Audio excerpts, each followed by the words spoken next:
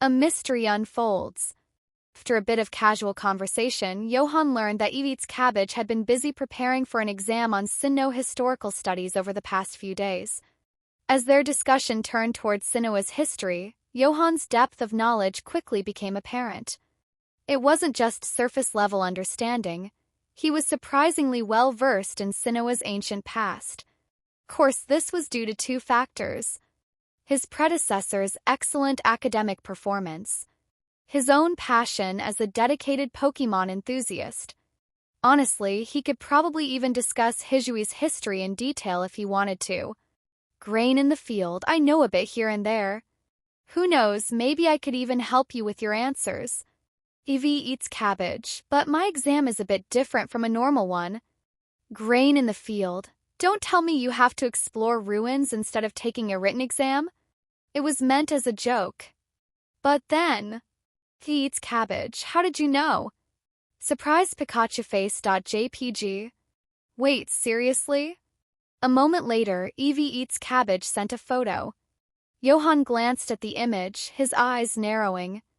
The dimly lit stone chamber in the picture was engraved with ancient text and patterns, faintly illuminated by the flickering torchlight. At its center, an altar stood, not too big, not too small. But what caught Johan's attention was the object resting upon it. A peculiar grayish stone with a distinct crack down the middle. From the fissure, a swirling mix of purple and green gas leaked out, twisting eerily in the dim light. Johan's mind immediately connected the dots. That's the keystone. And that gas? It was alive. The real body of Spirito. The forbidden Pokémon. Spirito. The forbidden Pokémon. A ghost/dark type formed by the aggregation of 108 malevolent spirits, bound together by sinister thoughts and dark intentions. Evie eats cabbage. You recognized it immediately. Johan frowned, staring at the image. Something about this felt too familiar. Wealthy. A known Feebas trainer. Knowledgeable in Sinnoh history. Studying archaeology. Pieces snapped together in his mind like a puzzle. A single name flashed in his thoughts. Cynthia. The future Sinnoh champion. Johan's fingers twitched over the keyboard. Grain in the field. You wouldn't happen to have a Garchomp, would you? Cross Sinnoh. Far away in Sinnoh, a young woman sat on a bench in her garden, gazing thoughtfully at the Garchomp resting nearby. Gra. The dragon tilted its head at her, confused. Cynthia chuckled softly and shook her head before typing a response. Evie eats cabbage. No, why do you ask? No Garchomp? Johan exhaled, relieved. Not Cynthia, then. Cynthia's signature Pokémon was her lifelong Garchomp, raised from a young Gibble. If this person didn't have one, then maybe he was just overthinking things. Grain in the field? Aw, nothing. Just wondering. He eats cabbage. If it's not too much trouble, I'd like to ask you to take a look at Spirito. Johan blinked. Take a look at Spirito? A Pokémon made of 108 spirits, each carrying centuries of accumulated grudges? Spirito wasn't just rare, it was infamous for having a fractured and chaotic personality. This could be a psychological nightmare. But at the same time, Johan's curiosity flared.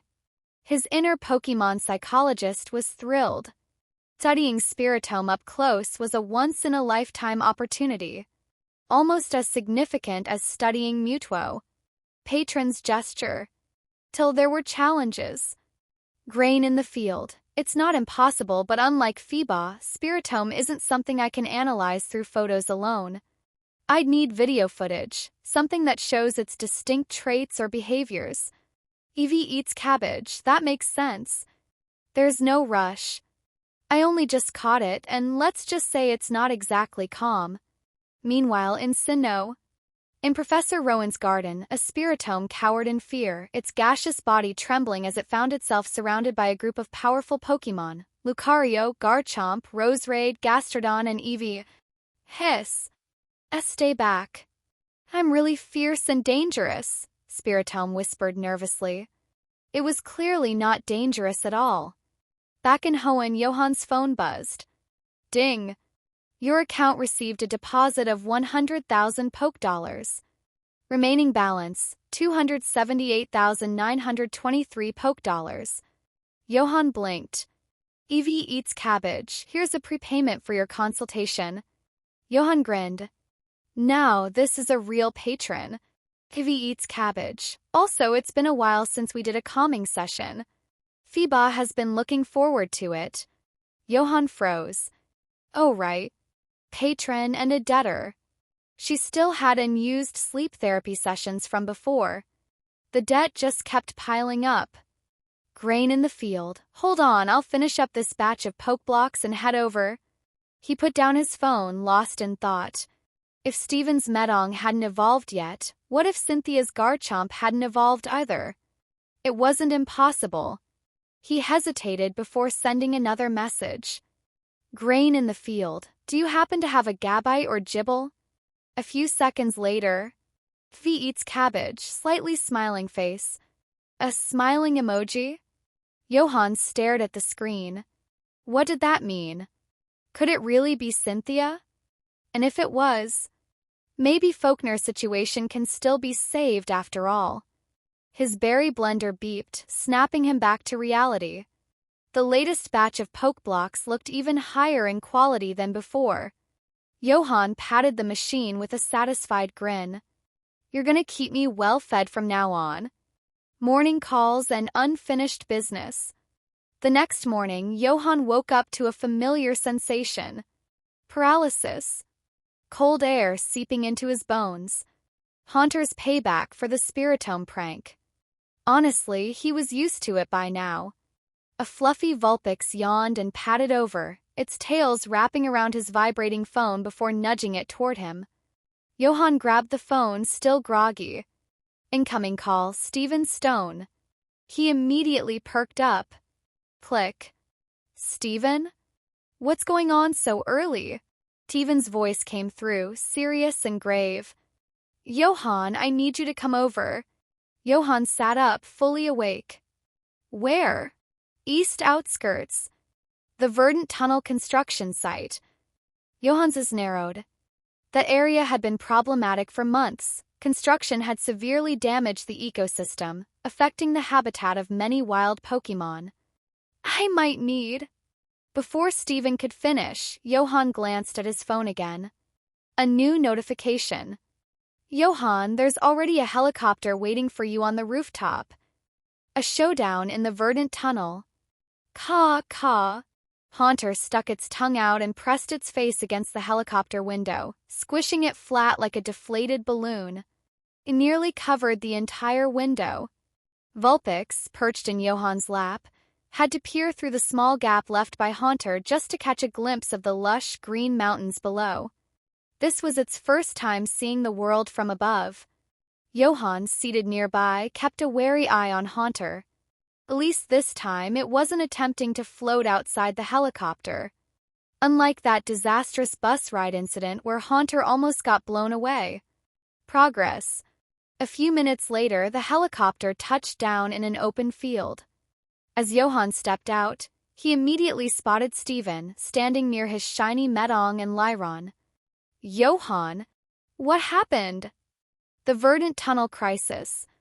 Johan distinctly remembered that construction on the Verdant Tunnel had been halted. Joseph had personally put a stop to it. Project itself was a massive undertaking by Devon Corporation, aimed at connecting Rustboro City and Verdanturf Town. On paper, it seemed beneficial. The tunnel would significantly improve transportation and boost Verdanturf's economy. However, the environmental impact had been severe. Wild Pokémon had been displaced. Their habitats had been destroyed. Steven explained that while Devon had initially withdrawn, the Verdant Tunnel project was too valuable. Even if Devon backed out, other companies would eagerly take over, and not all of them would care about environmental impact. To prevent greater harm, Devon decided to resume construction, but this time with measures to minimize damage, even taking on restoration efforts at their own expense. But that didn't stop the inevitable. The wild Pokémon have started resisting, haven't they? Johan asked. Devon nodded, concern visible in his eyes. He led Johan toward the construction site. From a distance, it was clear a group of wild Pokémon had taken over. If this had been any other company, they might have already resorted to forceful removal methods. Or worse, they could have hired Pokémon hunters to capture and sell the Pokémon, ensuring that future problems wouldn't arise. But Steven refused to let that happen. And so, Johan, with his expertise in Pokémon psychology, had been called in to find another way. However, even if he calmed this group, what about the next wave? This wasn't a one-time issue. Steven. Couldn't Devon establish an ecological zone and relocate these Pokémon there? Steven blinked in surprise. That's actually what my father is planning. Johan let out a small chuckle. Of course. Joseph Stone wasn't a self-made billionaire for nothing. He wasn't short-sighted. He was already thinking several steps ahead. For Devon, money wasn't the issue. The real challenge was relocating these Pokémon safely, ensuring they wouldn't be forced into dangerous new environments. But before that, Devon gestured toward the Pokémon ahead. We need to calm them down first. The wild Pokémon stand their ground. As Johan and Steven approached, one Pokémon stood at the forefront, arms crossed, eyes narrowed, the leader of the group. A Breloom. Stance was confident, its gaze sharp. Behind it, an assortment of Pokémon stood at attention. Shroomish, Gloom, Oddish, Jumpluff, and Paras. They were all following Breloom's lead. Johan's mind worked quickly. Breloom. Grass/fighting type. Its short arms were deceptively fast, capable of delivering rapid strikes. It was known for its powerful counterattacks, especially when using technician-boosted Mach Punch. And then there was its Poison Heal strategy, a famous competitive meta move that made Breloom incredibly hard to take down when paired with a toxic orb. Johan already knew how this was going to go. This wasn't a negotiation. It was a challenge. And sure enough, Breloom lowered into a battle stance, its muscles tensing. Haunter, try to communicate, Johan instructed. Ka. Haunter floated forward, flashing a mischievous grin as it licked its lips. Breloom shuddered involuntarily. Bree. What are you planning? Stay back.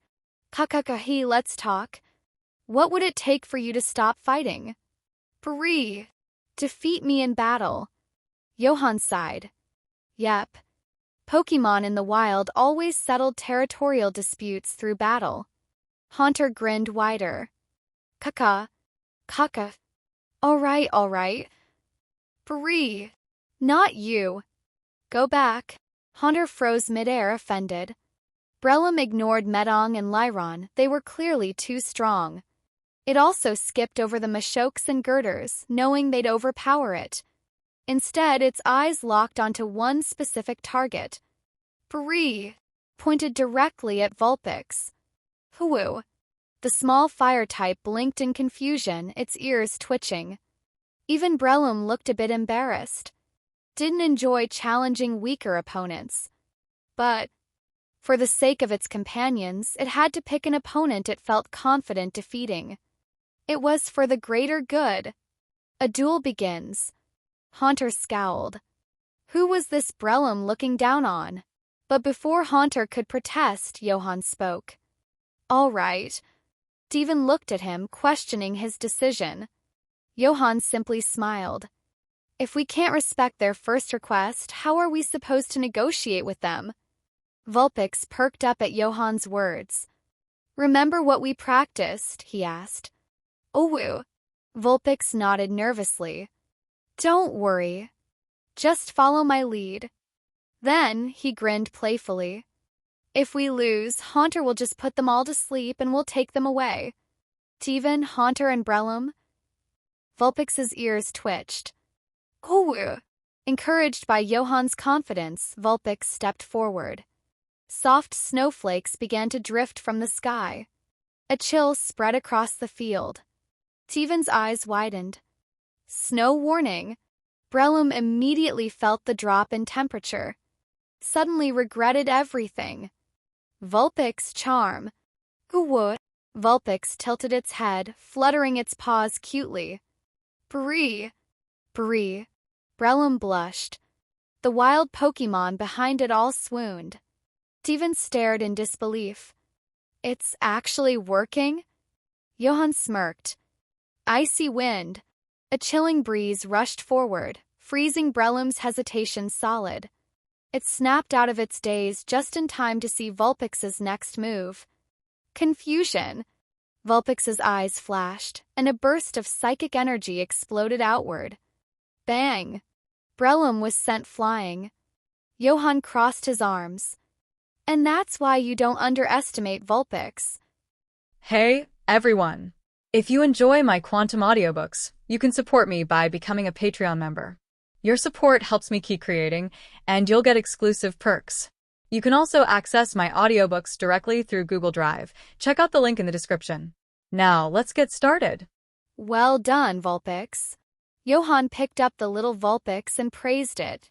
Turned out that, while Vulpix was timid, it was also cautious and wouldn't easily fall into the same trap as Haunter, who tended to become overly confident after a quick victory. But Johan gave a sympathetic look to the unconscious Breloom. Maybe it was a little too cautious. He took out an energy cube and slipped it into Vulpix's mouth. Ooh! With the entire energy cube stuffed in its mouth, Vulpix's cheeks puffed up and its eyes closed happily.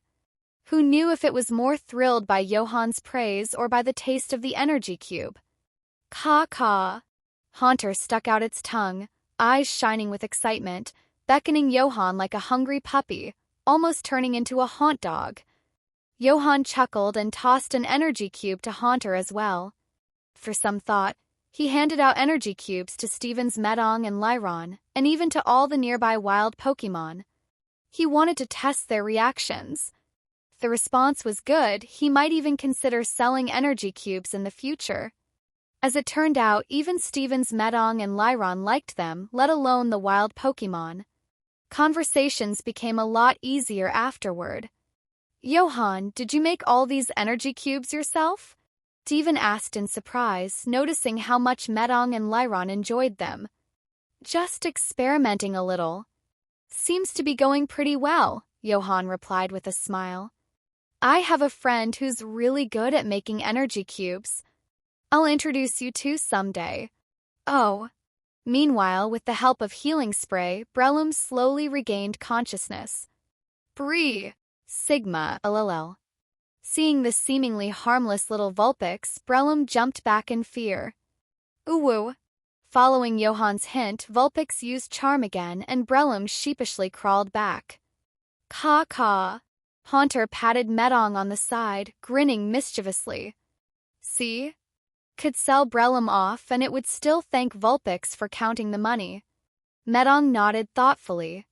With Vulpix bridging the gap, communication became much more manageable. Using hypnosis, Johan projected a vision of the future homes the Breloom group could move to, along with the beautiful promises Steven made.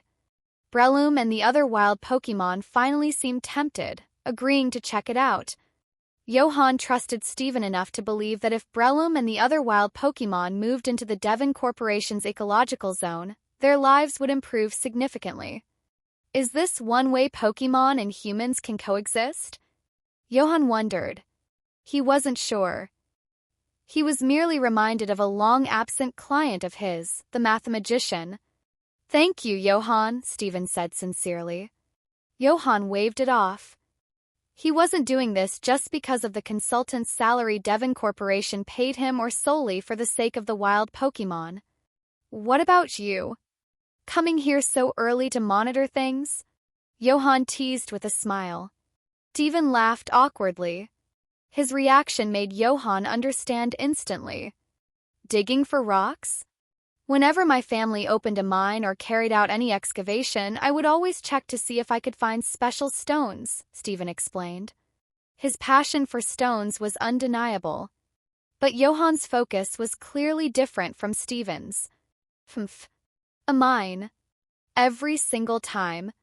Must be nice to be the ridiculously handsome, competent, and loaded Steven Stone.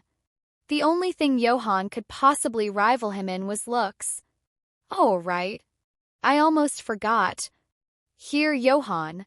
Steven suddenly remembered something and handed Johan an envelope. What's this? Johan took it and opened it, only to find another invitation inside. Great. It was the same invitation Lance had given him. Well, the event hadn't even started yet, and Johan was already holding 2 VIP passes with private booths. He felt a bit gratified, though. Steven was getting back into matches, even if it was just for a performance event. I heard the league is preparing for a Pokémon World Championship. This exhibition match is meant to promote the Pokémon World Championship Youth Cup. Steven revealed some insider information. The World Championship? Are they planning this already? Johan mused, realizing his previous assumptions were off the mark. Steven invited Johan to go digging for rocks together, but Johan wasn't particularly interested in that, so he politely declined. Initially, he thought he'd wait around for more wild Pokémon to gather, but Steven assured him it was no problem. The helicopter would be on standby for him for the foreseeable future, ready to fly anywhere he needed, anytime. Once again, Johan felt the power of Steven's wealth. Maybe it was time for him to capture a flying-type Pokémon of his own. Lance would probably have some solid advice in that department. He'd ask him when he got the chance. Back home, since the school festival holiday was still ongoing and he didn't have to work, Johan's Pokémon, Haunter and Vulpix, were practicing nasty plot. And since it wasn't mealtime yet, Johan had nothing to do but scroll through his phone.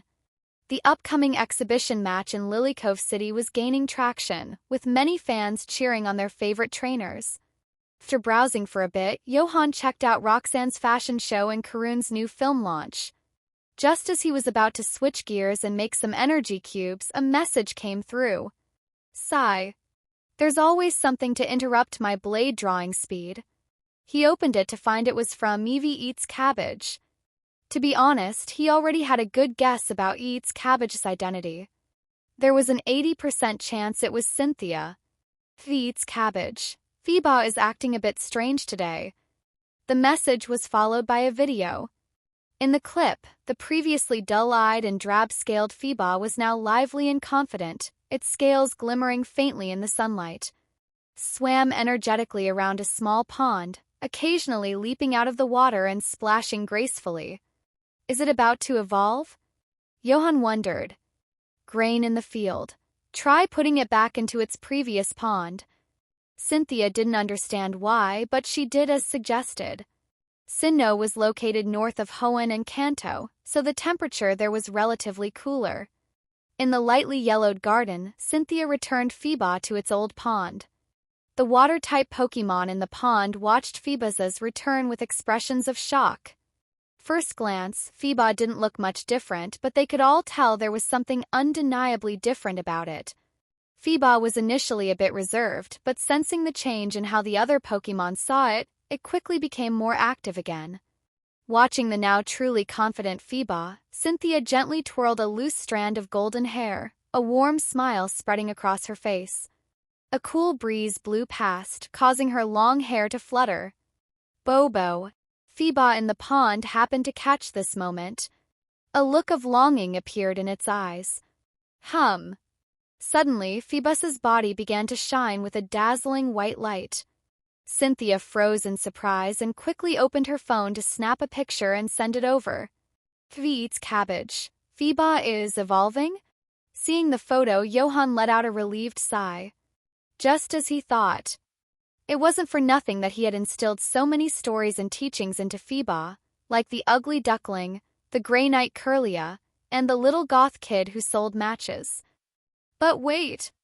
Feebas evolving meant he might lose his golden sponsor. Well, not entirely. There was still that troublesome Spiritome to handle. In the bright sunlight, Feebas gradually shed its blinding white light as its body elongated into a graceful curve. The once bumpy, dull yellow exterior turned sleek and glossy, and its now revealed red eyes shone with lively vitality. Its tail, covered in light blue scales that resembled a delicate fan, gently splashed the water. The scattered droplets refracted the light, creating a beautiful, colorful mist. Click. Cynthia captured this moment with her phone. Milotic, the tender Pokémon, a pure water type and the evolved form of Feebas. Known as the most beautiful Pokémon and the living embodiment of the ugly duckling story. Oh! Milotic emitted a melodious, flute-like sound that resonated softly. The sight of Milotic's transformation left all the surrounding Pokémon utterly awestruck. Even Cynthia was momentarily stunned. Feebas evolved into Milotic? It wasn't exactly a secret that Feebas could evolve into Milotic. However, the commonly known method required the use of a prism scale and a trait evolution. Most of the existing Milotic were either wild ones or evolved by those specific conditions. Some trainers who achieved the evolution had no clear explanation for why it worked. Some said it was due to rigorous training, others attributed it to strong bonds, and some couldn't explain it at all. And no one had ever recorded or traced the exact moment and process of this evolution. To be honest, even Cynthia, who had been closely observing Feebas's progress, couldn't fully understand why it had evolved at this moment. Was it self-confidence? Milotic seemed pleasantly surprised by its transformation, but not entirely caught off guard. It merely felt like the beautiful dreams it had experienced each night had finally manifested in reality. Oh! Milotic approached Cynthia and affectionately rubbed its face against her. Garchomp, Lucario, Eevee, Roserade, and the other Pokémon in Cynthia's team gathered around, marveling at Milotic's beauty. Even the previously sullen Spiritomb was left in a daze as it watched Milotic and Cynthia embrace. After reveling in its evolution, Milotic dove into the water and began gracefully swimming, followed by several other water-type Pokémon. Wonderful! Cynthia's eyes curved into crescents as she pressed a finger to her lips and murmured softly, "I should get an ice cream to celebrate. Should it be mint vanilla or strawberry chocolate?" Garchomp. Seeing Cynthia entering her ice cream dilemma, Garchomp waved its claws to signal to the other Pokémon. All right, you all can go. She's not making up her mind before sunset. Caw. Ooh. Looking at the photo of Milotic on Johan's phone, taken by Cynthia, Haunter and Vulpix both zoned out. So beautiful. No need to be envious, Johan said, rubbing Vulpix's head. When you evolve someday, you won't lose to it. Hoo. Really? Little stars of hope lit up in Vulpix's eyes. Suddenly felt a desire to evolve. Caw. What about me? Haunter patted itself with its claws, eyes wide with anticipation. Johan stared at Haunter for a long time. What a nice day we're having today, he said, turning towards the balcony. Haunter grabbed the table's edge. Caw. Degree. Listening to Haunter's hysterics behind him, Johan winced. Do you not even have a clue about what you'll evolve into? Or are you seriously hoping to evolve into a Clefable? Johan took out his phone and uploaded the photos of Milotic's evolution and the pictures Steven had sent of the happy wild Pokémon in the ecological zone. He captioned them with a single line. There is always a beautiful side to humans and Pokémon coexisting, isn't there? In the Sinnoh region. Evolution?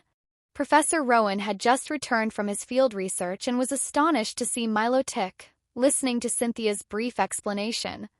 Professor Rowan was the leading expert in the Sinnoh region, specializing in Pokémon evolution. His research centered around the theory that evolution could make Pokémon more mature or more complete. He had been in the Kanto region recently, conducting research with Professor Oak, but he returned to Sinnoh after discovering more mysteries worth exploring. However, he still maintained close contact with Professor Oak. Cynthia had started working as his temporary assistant, which was how she came across Johan online. Feeding it energy cubes, poke blocks, and telling bedtime stories? Hardly sounded like meeting any sort of evolution criteria. Professor Rowan knew that Cynthia had sought out a Pokémon psychologist online, trying to help Feebas become more confident and lively. They had indeed witnessed Feebas's changes. So, was the key self-confidence?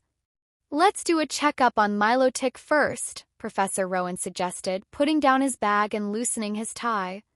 All right, Cynthia agreed, helping him with the examination. Afterward, all of Milotic's metrics are perfect. Holding the report and watching Milotic play in the pond with the other Pokémon, Professor Rowan couldn't help but sigh in admiration. Cynthia felt both happy and relieved.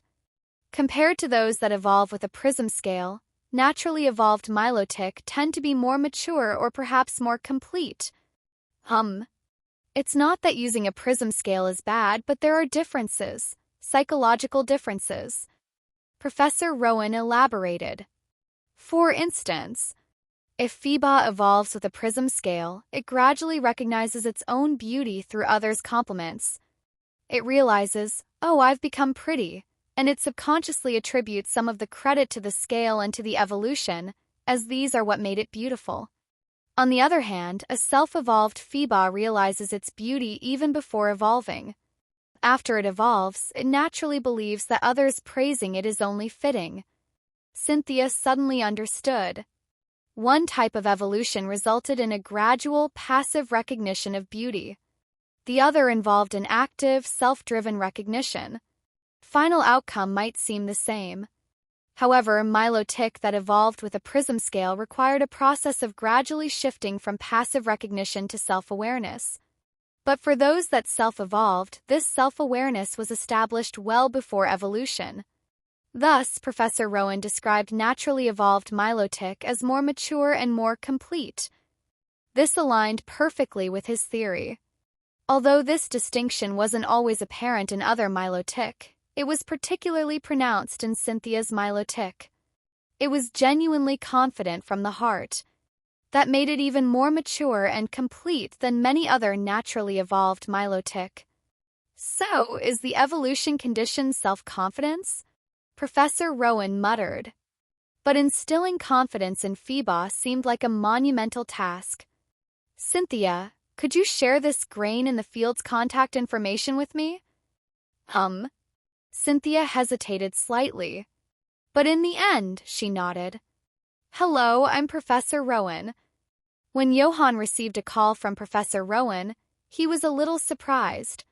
But as he listened to Professor Rowan explain the reason for the call, only one thought popped into his head. And you still say you're not Cynthia?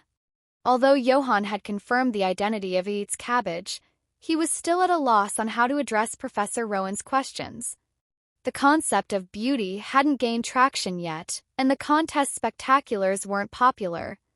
Thus, he had no data or concrete examples to support it. But just because Johan didn't have it didn't mean Professor Rowan wouldn't. I wonder if I could trouble you to help Feebas with sleep assistance again? Professor Rowan asked. Feebas? Yes, I'm planning to request a batch of Feebas from the League, probably about 20 to start with. This way, I can avoid any coincidental outliers and gather more accurate data. So this is the kind of treatment a top league professor gets, huh? Even though it's just 20 Feebas, it includes several, if not more, high-precision instruments.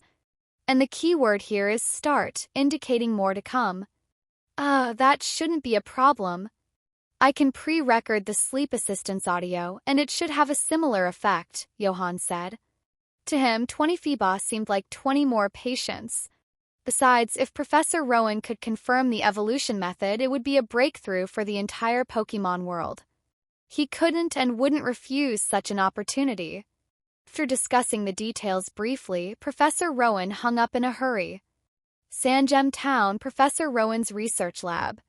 After finishing the call with Johan, Professor Rowan casually popped a candy into his mouth and prepared to call the Sinnoh League. Professor? Cynthia's voice interrupted him.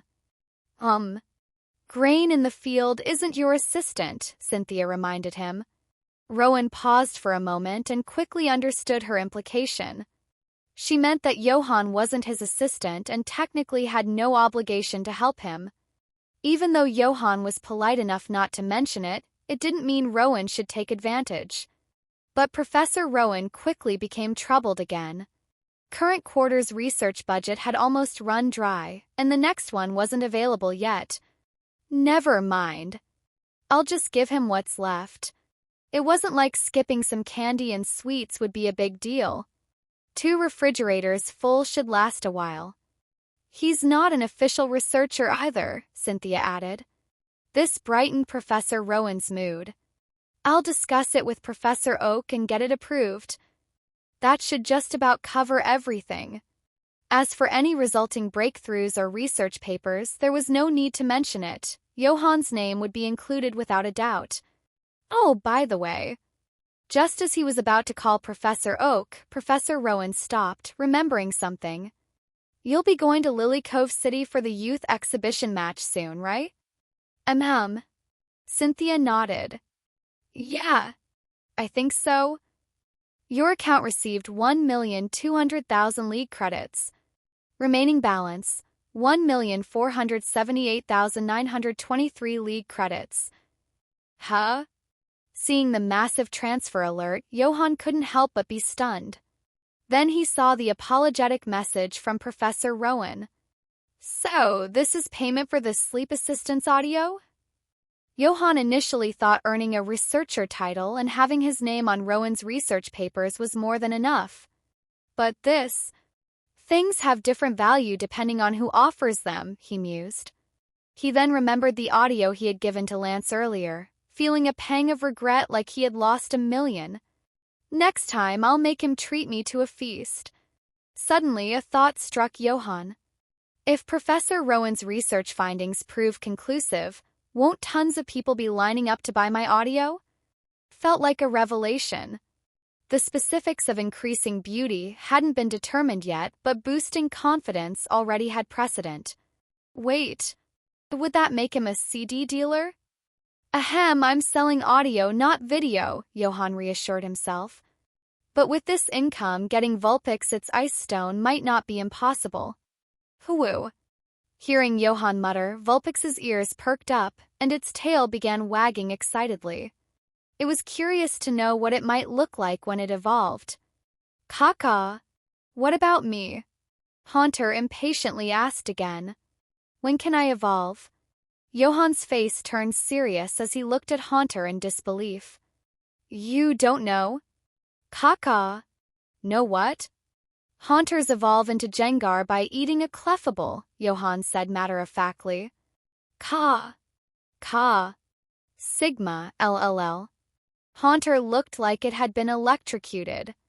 Vulpix was just as shocked. Johan struggled to hold back a grin but quickly pulled out a photo on his phone. Look at this yourself. Don't they look the same? Haunter grabbed the table's edge. Caw. Degree. Let it all burn. I'm not playing anymore. Puffed. Johan couldn't help but laugh. Don't be so dramatic. I'm just messing with you. But Haunter wouldn't let go of the table. Caw. I'm flipping this table. And nothing's stopping me. Let's go out for a big meal later. Haunter immediately let go of the table. An exclamation mark appeared over its and Vulpix's heads simultaneously. Then, under Johan's bewildered gaze, their eyes both darkened with a faint, eerie glow. A vibe of slyness and cunning emanated from them. The move nasty plot. Johan? They learned it? For the promise of a big meal? Haunter and Vulpix shared a sneaky look. They could see the devious glimmer in each other's eyes. You really think I didn't know you hid the art of fear in the cabinet? Of course, Haunter knew it didn't need to eat a clefable to evolve. Haunter, see? I told you flipping the table would get us a big meal. Vulpix, just one? How about you actually flip it? Haunter? Vulpix, did we just learn a new move? Haunter, easy peasy. Focus on what we're eating next. Watching them subtly communicate, Johan sighed. Ahem. Clearing his throat caught the duo's attention. He put on a disappointed look but spoke in a comforting tone. I thought you'd master it in just a few hours, but I see you're only getting the hang of it now. It's fine, though. You're both doing great. He sighed again while speaking. Haunter and Vulpix exchanged another look. Caw. Bring 10 more TMs and I'll master them all for you. Ooh, 5 is enough for me. Hearing this, Johan's heart nearly leaped out of his chest. He quickly walked away, pretending not to hear them. Is this the daily life of outwitting each other with my 2 genius Pokémon? This is too much. Unova region. Eco Dome. N stood atop his castle, one hand holding down his hat as he gazed at the photos Johan had posted online. In the images, the once homeless Shroomish and other wild Pokémon now smiled as they thrived in their new habitat. N's pale blue eyes glimmered with a fleeting spark. His gaze shifted to the photo of Feebas evolving into Milotic. Is this showing me how to proceed? N murmured. Though humans may destroy the habitats of wild Pokémon, they can also provide them with more comfortable living environments. Even in an ugly world, if we strive hard enough, beauty will prevail. N slowly stood, spreading his arms as he closed his eyes, letting the wind on the castle rooftop envelop him. It was as if he were inhaling the breath of nature itself. He's already given me an example while I'm still wallowing in self-pity, he whispered. N, sir. A maid's voice called out from below. N tilted his head slightly, eyes hidden under the brim of his hat. He lowered it further, obscuring his view. To the maid's shock and screams, N leaped from the rooftop without hesitation. In the next moment, a Sigilif emerged from below, catching him mid-air and propelling him forward with psychic power, carrying him far away. Where he was headed, N didn't know. He only knew he couldn't do anything while staying in this castle. It took a while before the maid fully comprehended what had just happened. N has escaped, she cried. Eventually, they would discover that N had not only escaped but had also withdrawn a substantial sum of money. Caw, burp. Haunter clutched its mouth, wobbling as it floated towards the couch, almost too full to even levitate. See? I told you not to eat so much, and now people will think I've been starving you all along, Johan muttered, cradling a similarly stuffed Vulpix, his eyes tinged with a hint of exasperation. He felt truly foolish. He knew that Haunter's appetite had increased after evolving from Ghastly, but he hadn't anticipated just how much. He should have worn a mask and a face shield to the restaurant. Not to conceal his identity, but to lessen the stares directed at Haunter's vacuum cleaner-like inhaling. Only when the stacks of plates surrounded their table, shielding them from view, did Johan feel a sense of relief. If Haunter evolves into a Jengar, I'll be broke within minutes, he lamented. 1,000,000 credits wouldn't be nearly enough to raise just one Pokémon. Not to mention that once Vulpix evolved into Ninetales, its appetite would likely be no small matter either. Kaka. Sigma. Seeing Haunter's expression, Johan's eyes widened in alarm. Hold it in. I'll get a bucket, he exclaimed. Before Johan could grab anything, Haunter wobbled once, and its body suddenly split, forming a smaller shadow that quickly condensed into another Haunter-like figure. A substitute? And then, Haunter wobbled again, creating yet another substitute. As the two substitutes materialized, Haunter's previously swollen form shrank back to its original size. Johan opened his mouth but couldn't find the words. Using substitute to deplete physical energy, thereby speeding up digestion and reducing the strain from overeating? Could that even work? Haunter Vortex? You're a bloody genius. Caw. Haunter's eyes squinted into waves as it lightly patted its now satisfied stomach. Hoo. Nestled in Johan's arms, Vulpix watched with wide, twinkling eyes. Jumping down, Vulpix stood with a rare expression of determination. A faint glow detached from Vulpix's body, forming a smaller version of itself. Johan's eye twitched. Haunter's substitute was understandable, given all its practice. But when did Vulpix learn it? Although the mini Vulpix was several times smaller and clearly unrefined, Vulpix joyfully rolled on the ground, playfully wrestling with its smaller counterpart. Ooh, it's so comfy. Caw-caw-dee-oh. Haunter gave it a thumbs up. That's the spirit of the Johan clan. Johan rubbed his temples. Fine. At least their talents were exceptional, even if they made his job as their trainer much more stressful. Watching Haunter coach its two substitutes into practicing punches to aid digestion, Johan resigned himself to his fate. Alright, it seems like I'll have to incorporate shadow punch training from now on. That should help Haunter burn off some of that excess energy. The thrill of earning over 1,000,000 credits quickly vanished, replaced by the ever-present pressure. Johan dutifully returned to the berry mixer to continue making energy cubes. While the mixer washed the berries or shaped the final product, he took the opportunity to answer messages. The days passed quietly. With the Academy Festival over, the vacation felt strangely long and left Johan slightly disoriented. Primarily because the Academy closed many facilities for post-festival cleanup and repairs, even the training rooms. So Haunter and Vulpix's usual training spots were inaccessible. Though there were many battle clubs around Kanazumi City, their fees were prohibitively high. Thus, Johan had to settle for alternating between the police station and the Pokémon Center's training facilities. It wasn't ideal, but it sufficed to maintain their routine. One day, after finishing a training session at the police station, Johan received a call from Steven. More wild Pokémon team fights? Johan asked. Over the past weeks, he had frequently assisted Devon Corporation in dealing with wild Pokémon disturbances near the Karakuri Tunnel. Thankfully, Devon's helicopters saved a lot of time. And with Johan's help, the excavation work progressed significantly faster. The wild Pokémon were also finding new places to settle down. No, Johan. I seem to have found something interesting, Steven replied. Interesting? Steven sent over a photo. The image depicted a cavern illuminated by his Matang's glow. The center was an underground spring. Amidst the bubbling waters lay a submerged tablet-like object, its surface etched with ancient patterns, possibly script or just decorative carvings.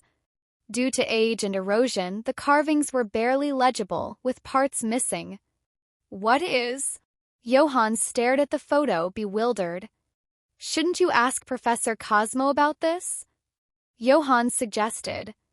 I did, but Professor Cosmo specializes more in meteors and cosmic studies, not ancient relics, so he didn't recognize it either, Steven sighed. Then I'm even less likely to know. Johan felt equally helpless. He wasn't some kind of all-knowing oracle. All right. Steven sounded resigned, as if asking out of mere curiosity. After hanging up, Johan kept studying the image. Haunter, do you recognize this? He asked. After all, Haunter was an ancient spirit. Who knows, maybe it would remember something. Caw-caw.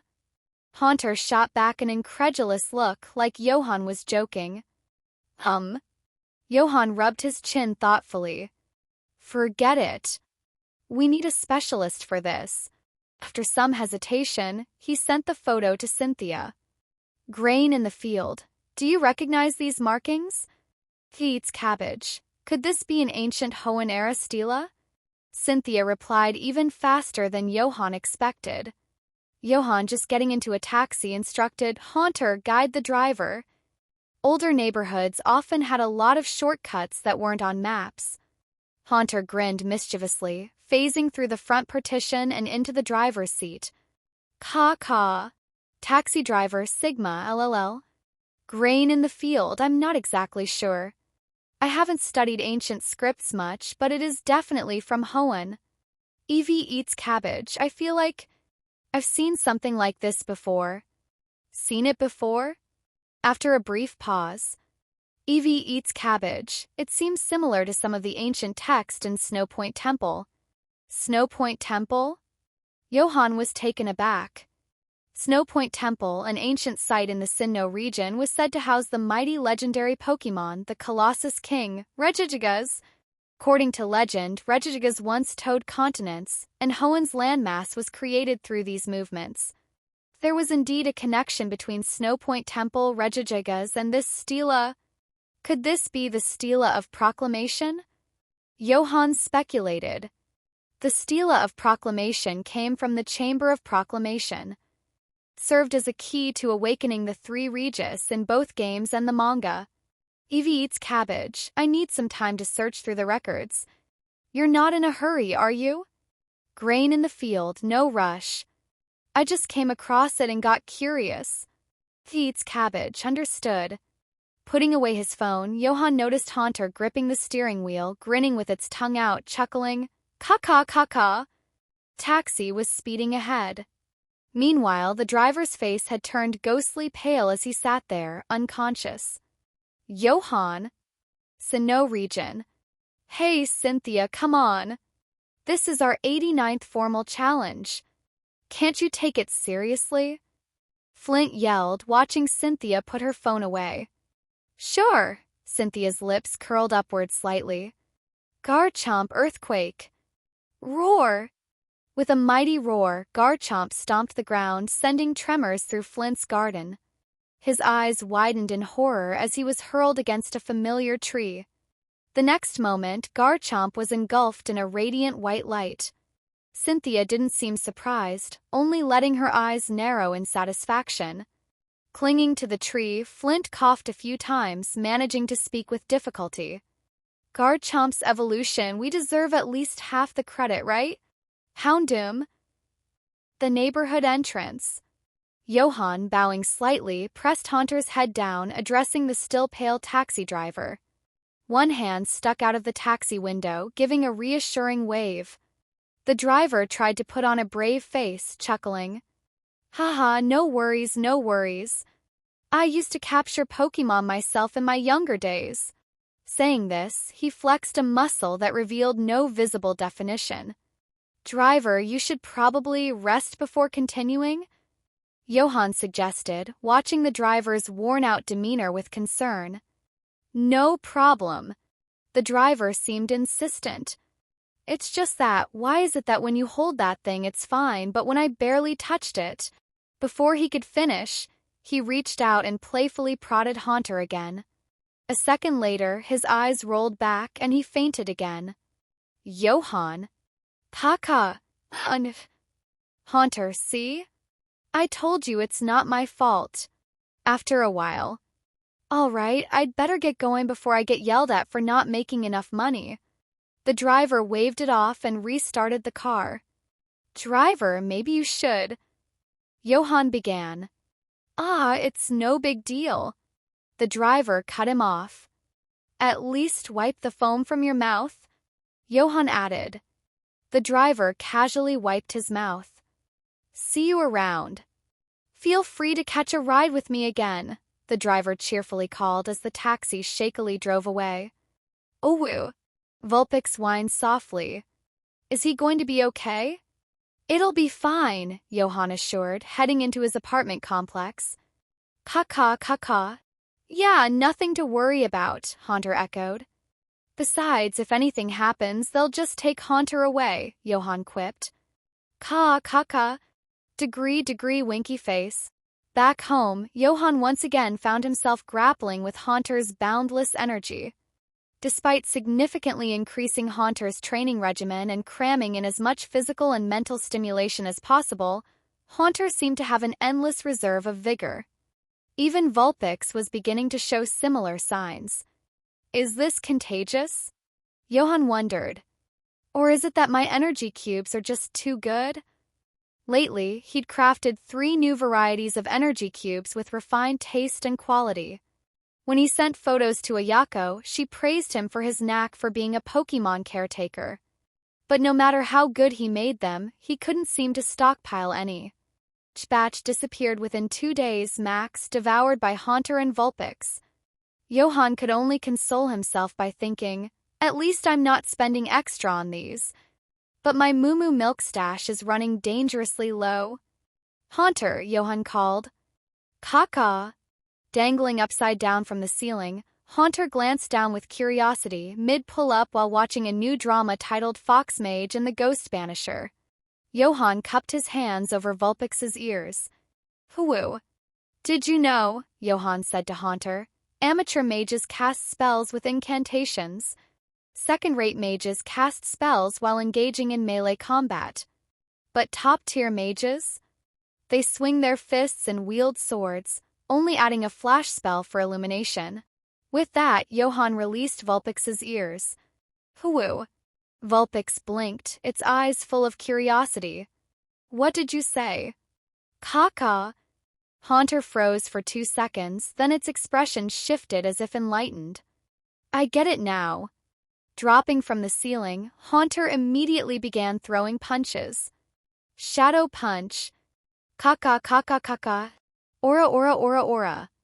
Watching Haunter assault the air with a flurry of punches, Johan sighed inwardly. It wasn't that he wanted to trick a Pokémon specializing in special attacks into focusing on physical moves.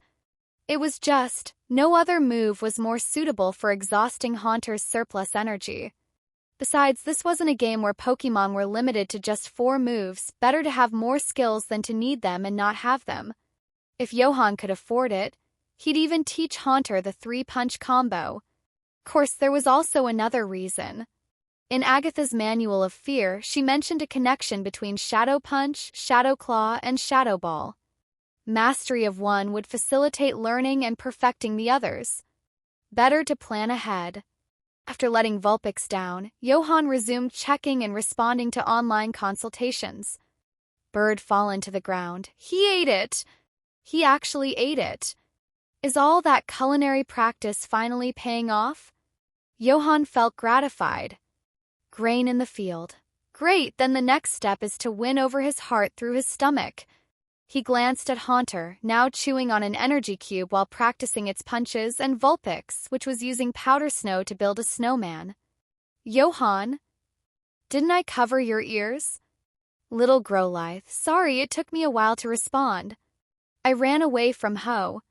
Ran away from home? That aligned with how some rebellious teenagers in the Pokémon world acted.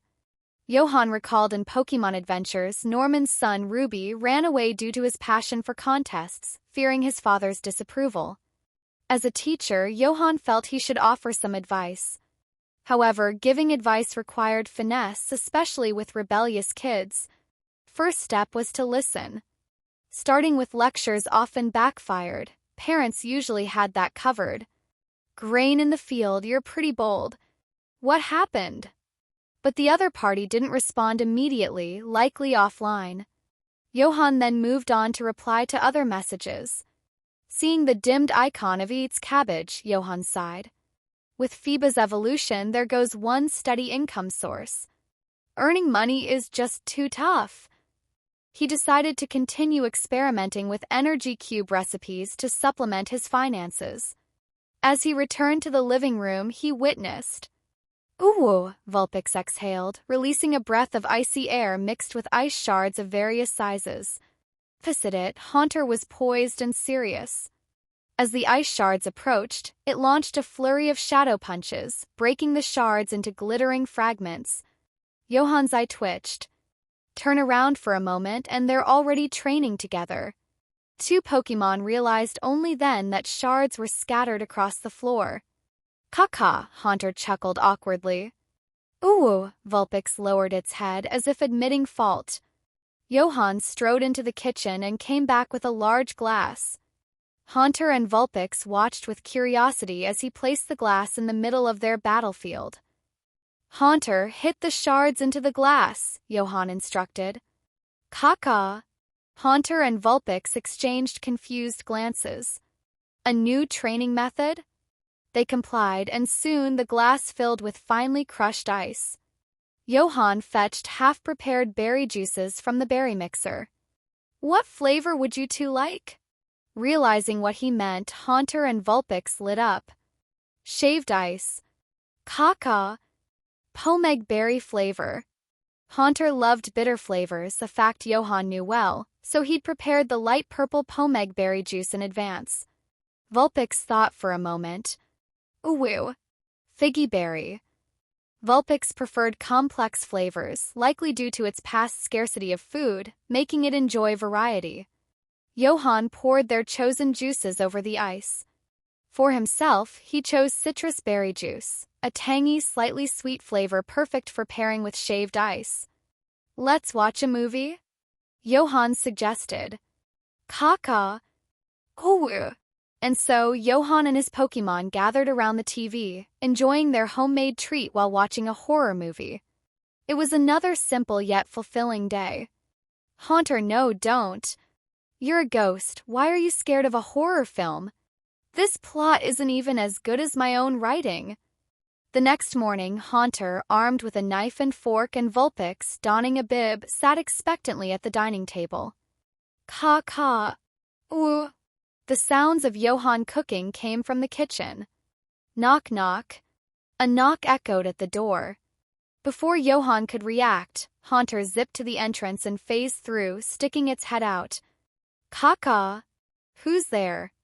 A blood-curdling scream followed, causing the entire floor's residents to think a tepig was being butchered. Minutes later.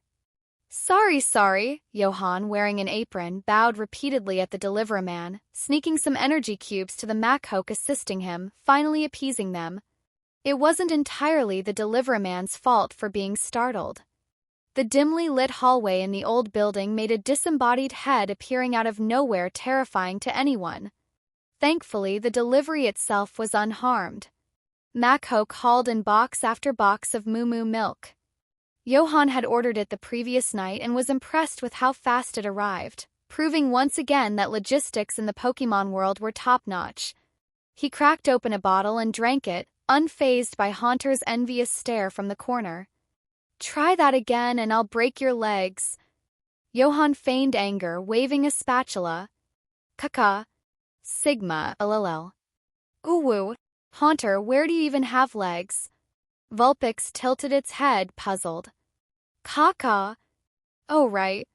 A figurative light bulb flashed above Haunter's head as it patted its chest. Nothing to fear. All right, breakfast time, Johan said, softening his expression. Haunter and Vulpix exchanged glances, smiles creeping onto their faces. He's all bark, no bite. Halfway through breakfast, Johan's phone rang. Seeing Steven's name, he answered. Johan, Medong evolved. Johan paused. Finally, it evolved into that signature shiny Metagross? Congratulations to both you and, well, your new Metagross, Johan chuckled. It's thanks to your guidance. Now, Metagross is stronger than ever. Steven called Johan first to share the joy and express his gratitude. Medong had always been powerful, but it had some psychological hang-ups, compounded by Steven's own doubts, delaying its evolution. With guidance and newfound resolve, its evolution was inevitable. Now, Steven truly embodied handsome, powerful, and wealthy. Johan, Steven's teacher, felt a genuine sense of pride. After a brief chat, Steven hung up to test Metagross capabilities. Johan resumed his breakfast, mapping out the day. First, we'll go to Rustboro department store, running low on berries and maybe find a few more TMs. Then we'll head to the Pokémon Center. His phone rang again. Can I just finish my breakfast? Johan answered irritably. Where are you? A female voice. Familiar and pleasing. Johan checked the screen. Evie eats cabbage. He paused for 2 seconds. Cynthia? He glanced out the window. It's daylight. Are you there? Cynthia's voice called again. Yeah, in Hoenn, Johan replied, recovering. I know. Which city? Rustboro City. Got it. Call ended abruptly. Got it? Got what? Is she coming to Hoenn? Come to think of it, examining Spirto might indeed need in-person attention. Turning back, he noticed Haunter and Vulpix, ears perked straight up. A bead of sweat formed on Johan's forehead. To Haunter, he said. Spiritome's coming to play. Kaka. Degree. In a remote part of Rustboro City's outskirts in Hoenn. Kaka. Haunter suddenly shouted, pointing upward. Another flying one. A powerful Garchomp glided through the air, landing with a thud that sent dust swirling around. Ooh! Vulpix, alarmed, burrowed its head into Johan's arm, leaving its fluffy tail sticking up. Just from its aura alone, the sight of Garchomp, one of the strongest pseudo-legendary Pokémon in its final form, was enough to intimidate it.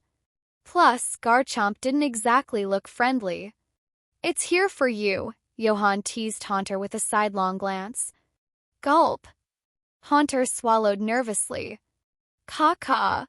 Don't say that." Haunter's face turned a paler shade, though it was hard to tell whether it was out of fear or nerves. Seeing Haunter's unease made Johan relax slightly. A smile tugged at his lips. Turns out happiness is constant, it just shifts from the Pokémon to the trainer. Tap tap. Footsteps echoed. As the dust settled, a woman appeared with cascading golden hair, dressed in a sleek black coat and fitted trousers. She walked gracefully in elegant black heels, a warm and polite smile on her face. Future champion of the Sinnoh region. Cynthia. Cynthia's eyes brightened when she saw Johan and Haunter. She walked over, Garchomp following closely behind.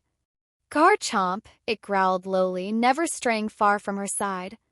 With Cynthia's poised presence juxtaposed against Garchomp's fierce visage, the pair embodied a striking beauty and the beast contrast. Cynthia stopped in front of Johan, her gaze meeting his. "Grain in the field?" Johan nodded and introduced himself. "Johan." Recognition lit up Cynthia's expression as she mirrored the introduction. "Cynthia." Johan chuckled. "I never imagined Eats Cabbage would turn out to be you." Cynthia tilted her head slightly. "You're even more beautiful in person than in the videos," Johan added sincerely. Cynthia's eyes widened slightly at the compliment. "Thank you."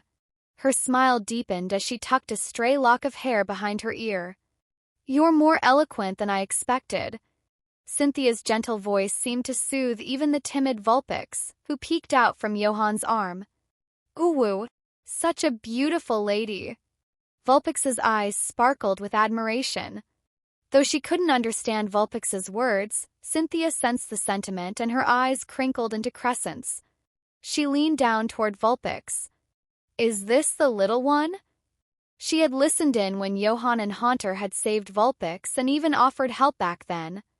"Yes," Johan replied, lowering his head too. Close, Cynthia's flawless features, high-bridged nose, and lightly tinted lips were captivating. A subtle, sweet scent reminiscent of vanilla wafted through the air. Admittedly, it was quite pleasant. "Caw-caw." Haunter, who had been stunned for a while, suddenly snapped back, shouting in realization. "I remember who she is." "Garchomp." Garchomp narrowed its eyes and swung its blade-like fin, creating a gust as it positioned itself protectively between Cynthia and Haunter. The menacing aura made Johan and Haunter freeze, cold sweat trickling down their faces. "Caw-caw." "Ooh." Vulpix squeaked and buried itself even deeper. "Garchomp." Cynthia's brows furrowed as she called its name. With a grunt, Garchomp lowered its fin, though it kept its sharp eyes locked on Haunter and Johan. "My apologies," Cynthia said. "Caw-caw," Haunter patted its chest, regaining some composure. "Scared the ghost out of me." Johan shook his head, exhaling. Though startled by Garchomp's sudden action, he managed to keep calm. After all, his experience included dealing with Mewtwo as a patient and having encountered Heatran. Pseudo-legendary Pokémon were nothing new. "Shall we take a look at Spirto?" Johan suggested. "Of course." Cynthia didn't hesitate. She tossed a Pokeball, and with a flash of light, a peculiar keystone appeared on the ground. From its crack, a swirl of purple and green mist emerged, coalescing into a vaguely face-like form. Spirito. Fishpaw. Spirito surveyed the unfamiliar surroundings with wary eyes. "Caw-caw." Seeing Spirito, Haunter went stiff. "It actually came." Johan rubbed his chin, eyes fixed on Spirito as he mused. "Honestly, it's got an oddly charming look, don't you think, Haunter?" Shippa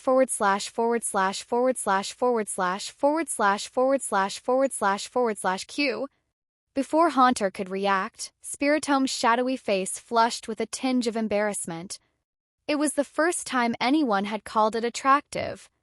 Haunter, meanwhile, shot Johan a look that said, "Are you insane?" Cynthia smiled warmly. "I think so too." She glanced at Johan interacting with Spirito. At least their attitudes toward Pokémon were aligned. Kneeling, Johan spoke softly. "Can you use Nasty Plot?" "Shupa." Spirito hesitated, then turned to Cynthia and Garchomp for confirmation. Cynthia nodded. "Shupa." Spirito's aura shifted, emitting a cunning, deceptive energy. In Johan's vision, Spirito's stats appeared. Spirito. Type Ghost/Dark. Ability Pressure.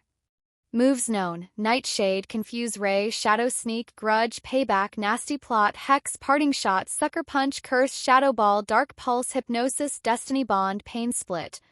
Mood: happy, shy, anxious, apathetic, greedy, angry.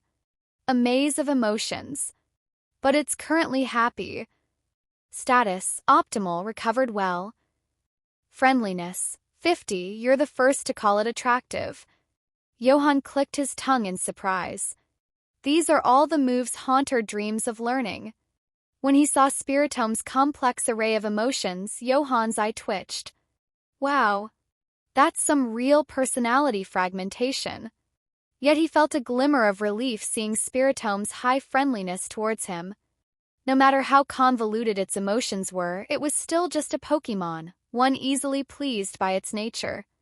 Holding up a finger, Johan said gently, "Follow my finger with your eyes. Let's do some simple tests."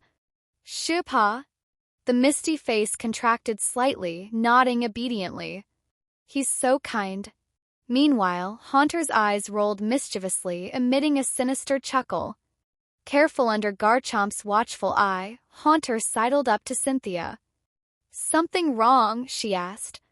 She had noticed Haunter's earlier expression, as if it had something to say. "Kaka, I remembered who you are." Haunter had been puzzled because Cynthia looked familiar but couldn't recall from where. Now it clicked. Haunter opened its mouth, tongue curling out to reveal a phone which it had stealthily taken from Johan. In Cynthia's intrigued gaze, Haunter deftly unlocked it and browsed the history. "Kaka, found it." Haunter grinned smugly. Cynthia leaned in and murmured, "Cynthia's." "Haunter," Johan's voice called. Haunter jumped in fright, hastily retracting the phone. Cynthia only glimpsed part of it. She tilted her head. "Cynthia's what? Isn't that just me?" The screen seemed to show something about a show. "Kaka," Haunter sheepishly hovered toward Johan. "What are you two talking about?" Johan asked softly as he guided Spirito's eyes with the slow movement of his finger. "Kakaka," Haunter stammered, feigning innocence with wide, upward-glancing eyes and a pursed mouth. A clear, "I don't know what you're talking about" face. Had Johan not been focused on Spirito, he would have seen through Haunter's act in an instant. "Come here and help me," Johan instructed. Relieved that Johan wasn't pressing for details, Haunter sighed and hurried over, only to pause midway with sudden realization. "Wait, Spirito?" Johan reached out, pulling Haunter to his side firmly. "I was joking earlier. This time, let's be serious." Haunter, knowing Johan well, understood that when he spoke in this tone, he meant business. Haunter quickly straightened up, thoughts of mischief vanishing. "Kaka, what do you need me to do?" "Watch Spirito closely." Haunter's gaze followed Johan's guiding finger. In the fog-like aura exuding from the fissures of the odd keystone, green spheres of various sizes began to emerge. Most of them moved along with Johan's finger, but a few stayed put, or worse, moved erratically as if trying to sabotage the process. "Kaka," Haunter whispered, beginning to comprehend Johan's plan. Spirito, a Pokémon made up of 108 different souls, naturally had a mixture of personalities. Among them were benevolent spirits but also malevolent ones, forced into coexistence by the Keystone Seal. Johan's method involved using Spirito's trust in him, combined with psychological guidance and subtle hand movements, to identify the uncooperative spirits. Haunter's role was now clear, to hypnotize those rogue souls. Completely curing the fractured personality of a spiritome was virtually impossible unless each soul was removed, but that would destroy its essence. However, turning the disruptive souls neutral or even friendly, that could be done. In Johan's signal, Haunter's eyes glimmered with a soft red light. Meanwhile, "You're doing quite well. Johan must treat you with great care," Cynthia murmured, crouching and gently scratching under Vulpix's chin. The small Pokémon closed its eyes in contentment, purring softly. Ooh. Vulpix rarely showed affection towards strangers but made an exception for Cynthia. "So cute," Cynthia's eyes curved into a smile. "Can I hold you?" Ooh. Vulpix hesitated, glancing at Johan for reassurance. "Don't feel pressured." Before she could finish, Vulpix hopped into her arms with a chirp. Ooh. A soft, bell-like laugh escaped Cynthia. Johan's Pokémon had such kind temperaments, she mused. Unlike her own, who often put on a stoic act in public. She glanced at Garchomp, which stood alert behind her. Garchomp tilted its head, puzzled by the attention. Ooh. Vulpix exhaled a tiny frosty puff, tilting its head as if recalling Johan's comment. "Isn't she our golden benefactor?" Cynthia's heart melted, and she nuzzled Vulpix's face. It was soft, cool, and immensely comforting. Suddenly, Spiritome's energy quivered, and a sharp green wisp shot out, aiming straight for Johan. "Haunter!" Johan shouted. "Caca!" Haunter didn't need the command. Already prepared, it threw a ball of blue-purple ghostly fire that intercepted the green wisp with a crack. Spiritome's souls had the ability to detach and possess others, manipulating their minds. Johan had warned Haunter of this in advance, so it reacted swiftly. The ghostly flames pushed the green wisp back, which then fell to the ground. A sinister aura spread as it inflated, transforming into a shadowy doppelganger of Spiritome. Its eyes glinted with malice. Haunter blocked its path, eyes narrowing. "Hypnosis!" "Caca," Haunter smirked, eyes glowing red as it locked gazes with the shadowy entity. Froze, then shrank back into a harmless green sphere. Haunter glanced at Johan, who nodded approval. It nudged the sphere back into Spiritome's body. "Caca, is it over?" "Not quite," Johan muttered. He noticed the rest of the spheres inside Spiritome had started to shift and murmur. He lowered his hand to prevent overstimulation. Progress was incremental. Pressured too much, the rebellious souls might revolt all at once, causing chaos. But with the most aggressive soul temporarily pacified, Spiritome's aura grew noticeably calmer. A step in the right direction. Fishpa. Spiritome's voice wavered with confusion. "Did I do something bad again?" Johan smiled reassuringly. "No, you did great." Fishha? Oh //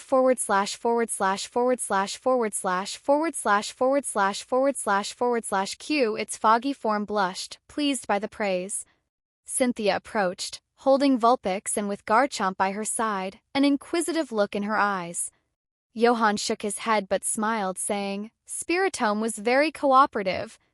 It behaved well, but this will take time." Cynthia nodded in understanding. Process was possible but not immediate. Garchomp found Spiritome's current docility peculiar. Cynthia recalled it into its Pokeball, and they walked toward the road. Cynthia had considered flying Johan to Rustboro City, but one look at Garchomp's stern gaze and Johan preferred the comfort of a taxi. As they were on the outskirts, finding a cab wasn't easy.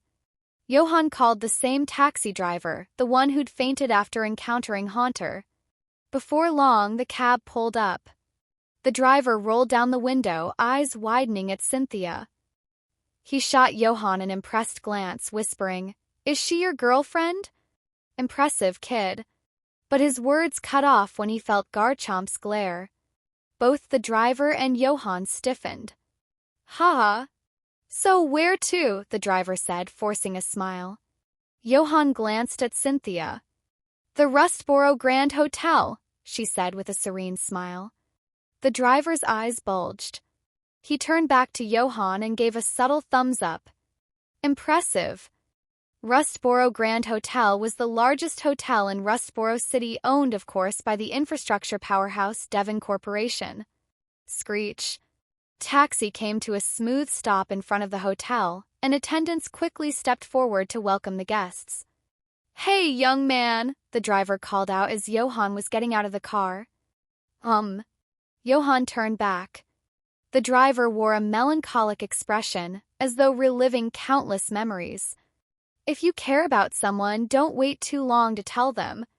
You don't want to regret it once it's too late.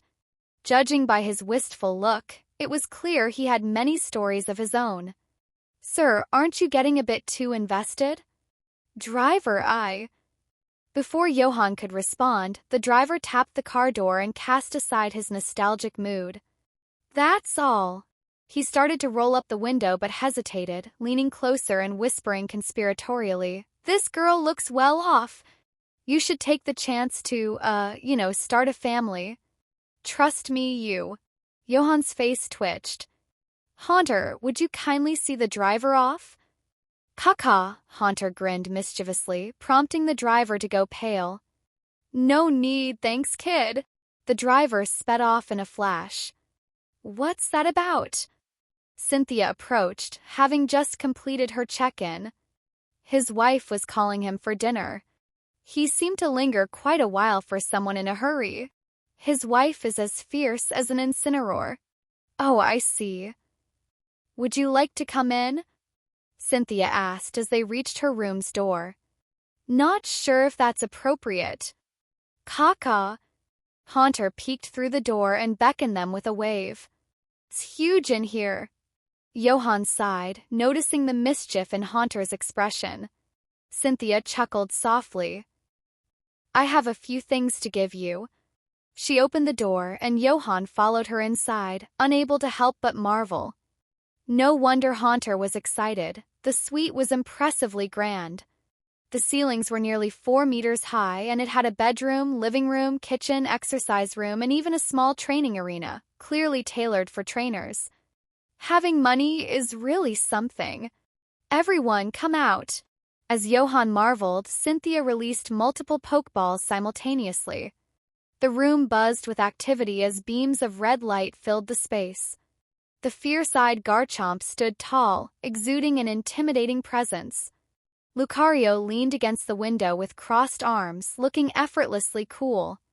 Beside them were Roserade, the recently evolved and graceful Milotic who slid into the outdoor pool, the curious little Eevee, and finally Spiritomb.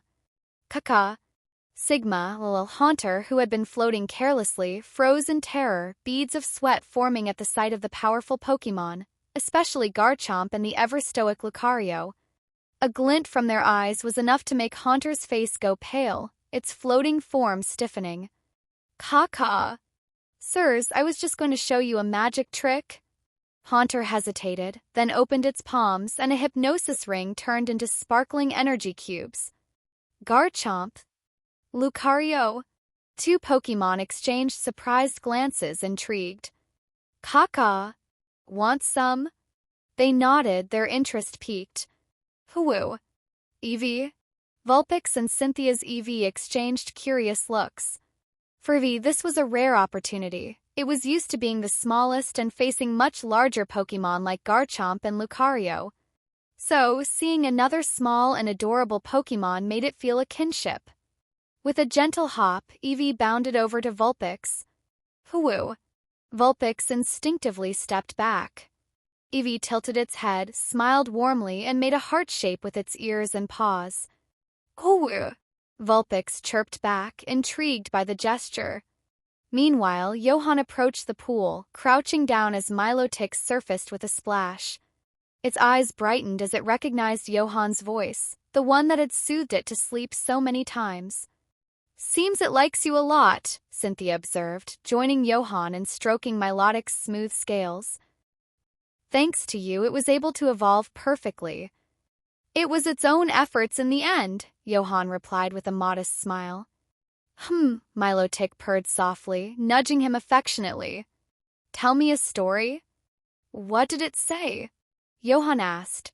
Cynthia's smile widened. It said it misses your bedtime stories. Johan glanced between Milotic and Cynthia, whose expression resembled that of a living doll. Wait, are you sure it was Milotic that said that? By the way, Cynthia started, catching his attention. Yes. Earlier. Cynthia's eyes drifted toward Haunter, who was now surprisingly surrounded by Garchomp and Lucario, engaged in sharing energy cubes. It was unusual. Even Cynthia hadn't seen her Pokémon warm up so quickly to another, especially not with newcomers. But it looked like Haunter's treats had charmed them. Energy cubes, she noted. Johan chuckled. Things always taste better when they're someone else's, don't they? True. Cynthia nodded thoughtfully. Even she found that treats at Professor Rowan's home seemed tastier than her grandmother's. You were saying? Johan redirected the conversation. Oh, right. Earlier, Haunter showed me something on your phone. Cynthia trailed off. What? My phone? Johan felt a chill run down his spine. I think it said something about a Cynthia show?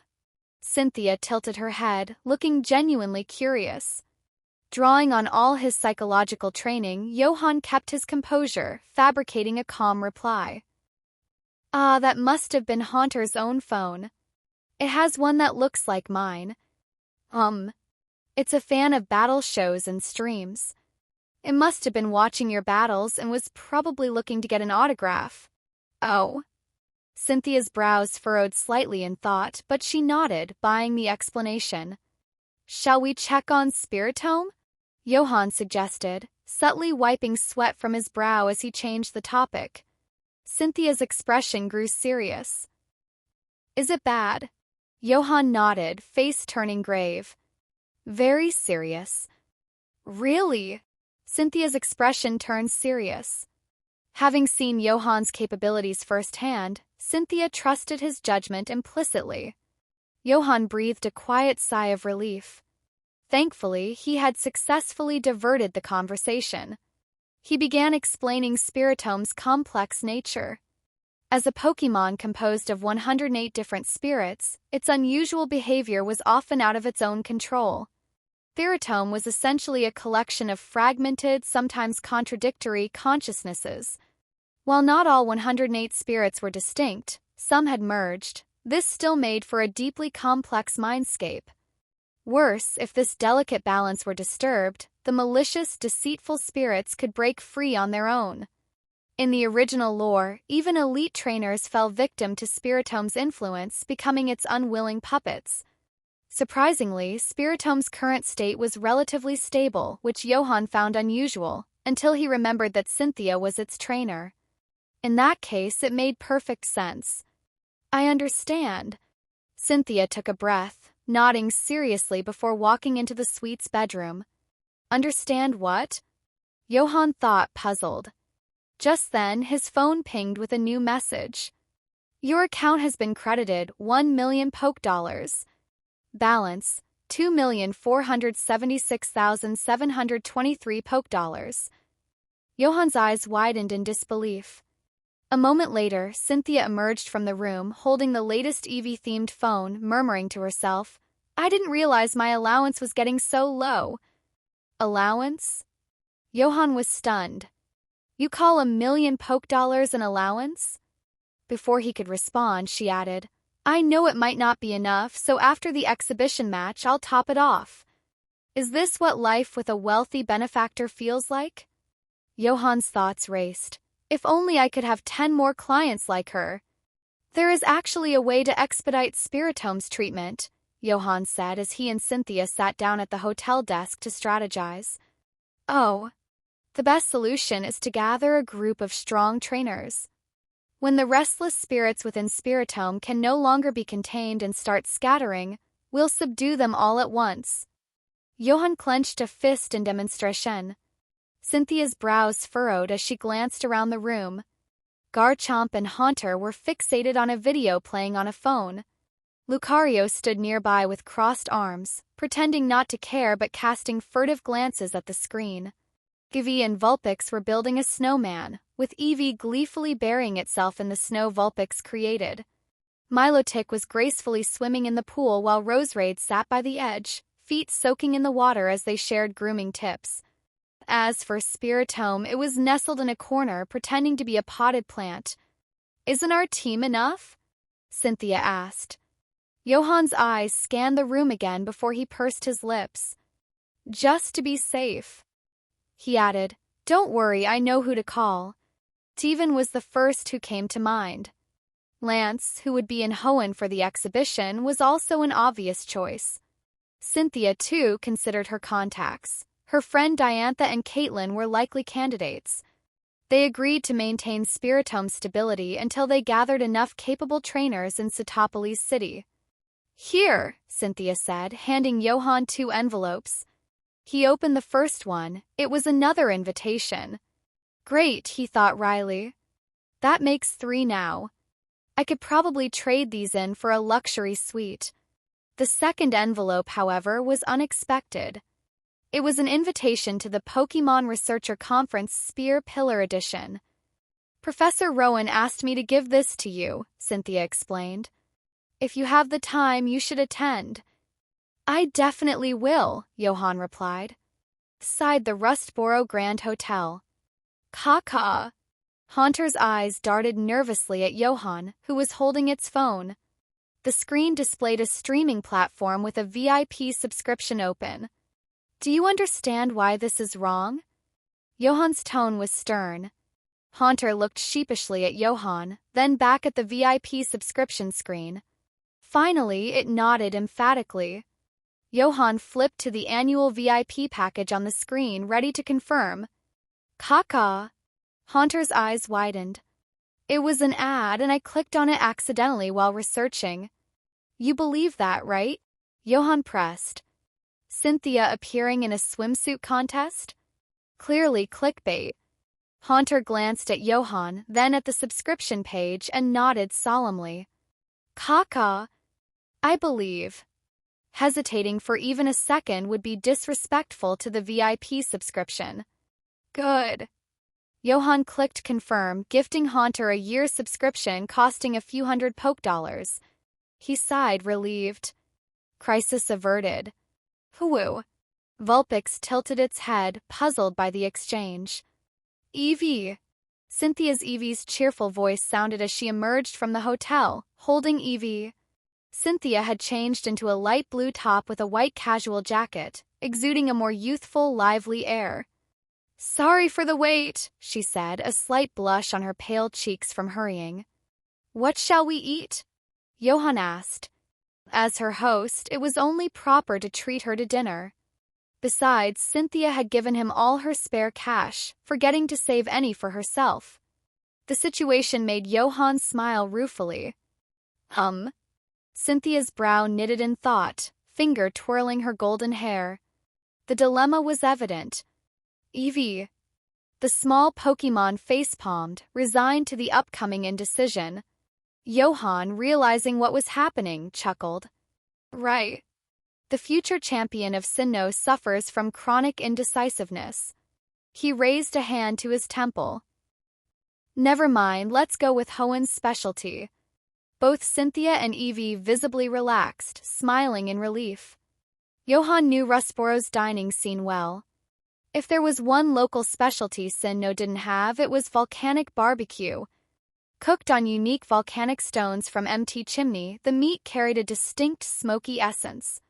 Expensive, but worth it. Soon they arrived at Torkoal Grill, a renowned restaurant in the city center. At that moment, "We're late today. We'll visit Johan tomorrow and head to Satopolis with him and Steven," said a familiar figure with a billowing cape and deep red hair.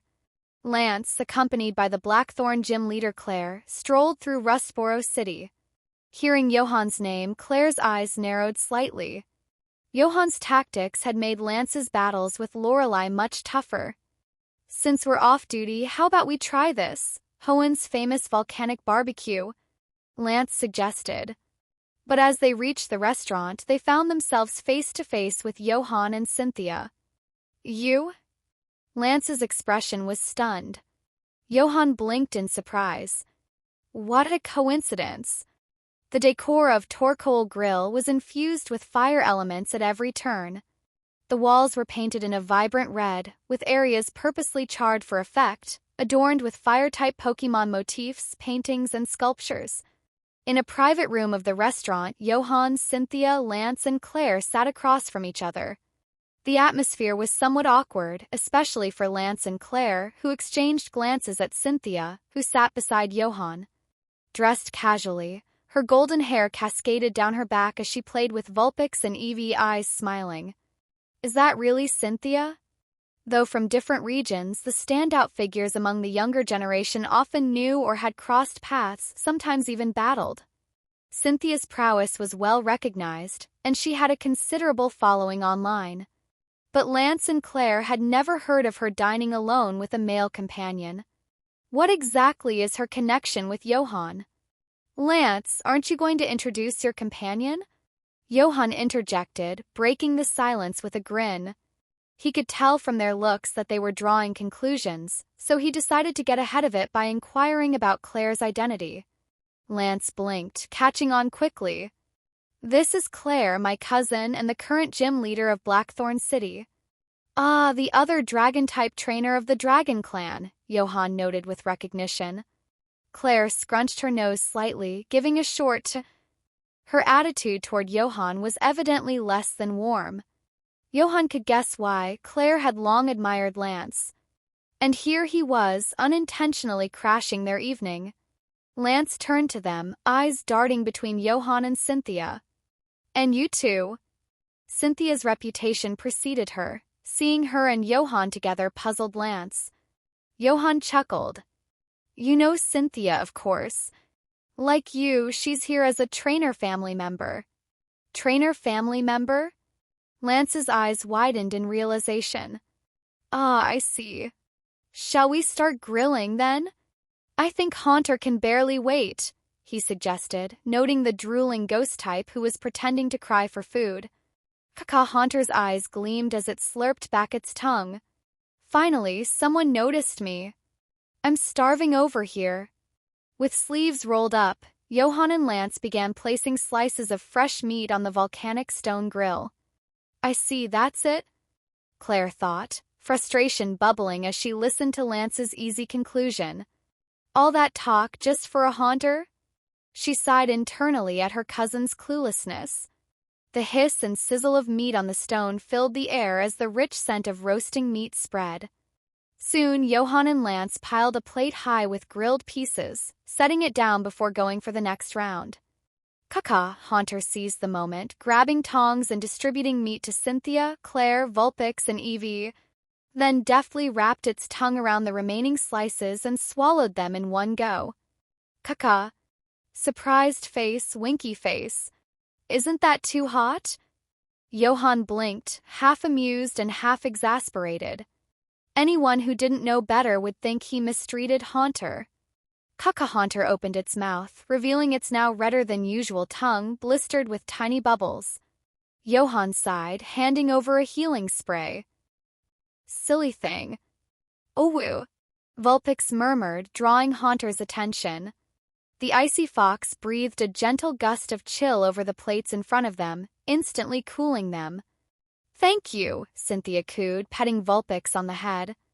Oh, embarrassed, Vulpix lowered its head, tail wagging furiously. PQ. Haunter's eyes filled with tears.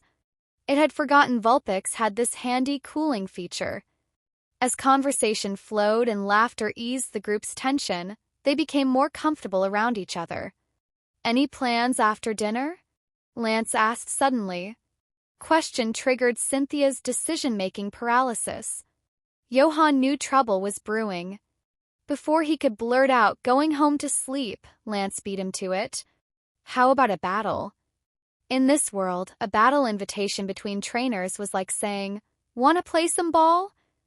Irresistibly enticing. But Johan had no interest in sparring with the likes of these three. Lance and Cynthia were future champions of their regions, and even Claire was strong enough to contend with the Elite Four one day. Johan, a psychology expert, battling them? Even with 10 haunters, he'd still stand no chance. Claire's initial disappointment at Lance's suggestion of battling, she had hoped for a movie night featuring Diantha, quickly shifted to a burning passion.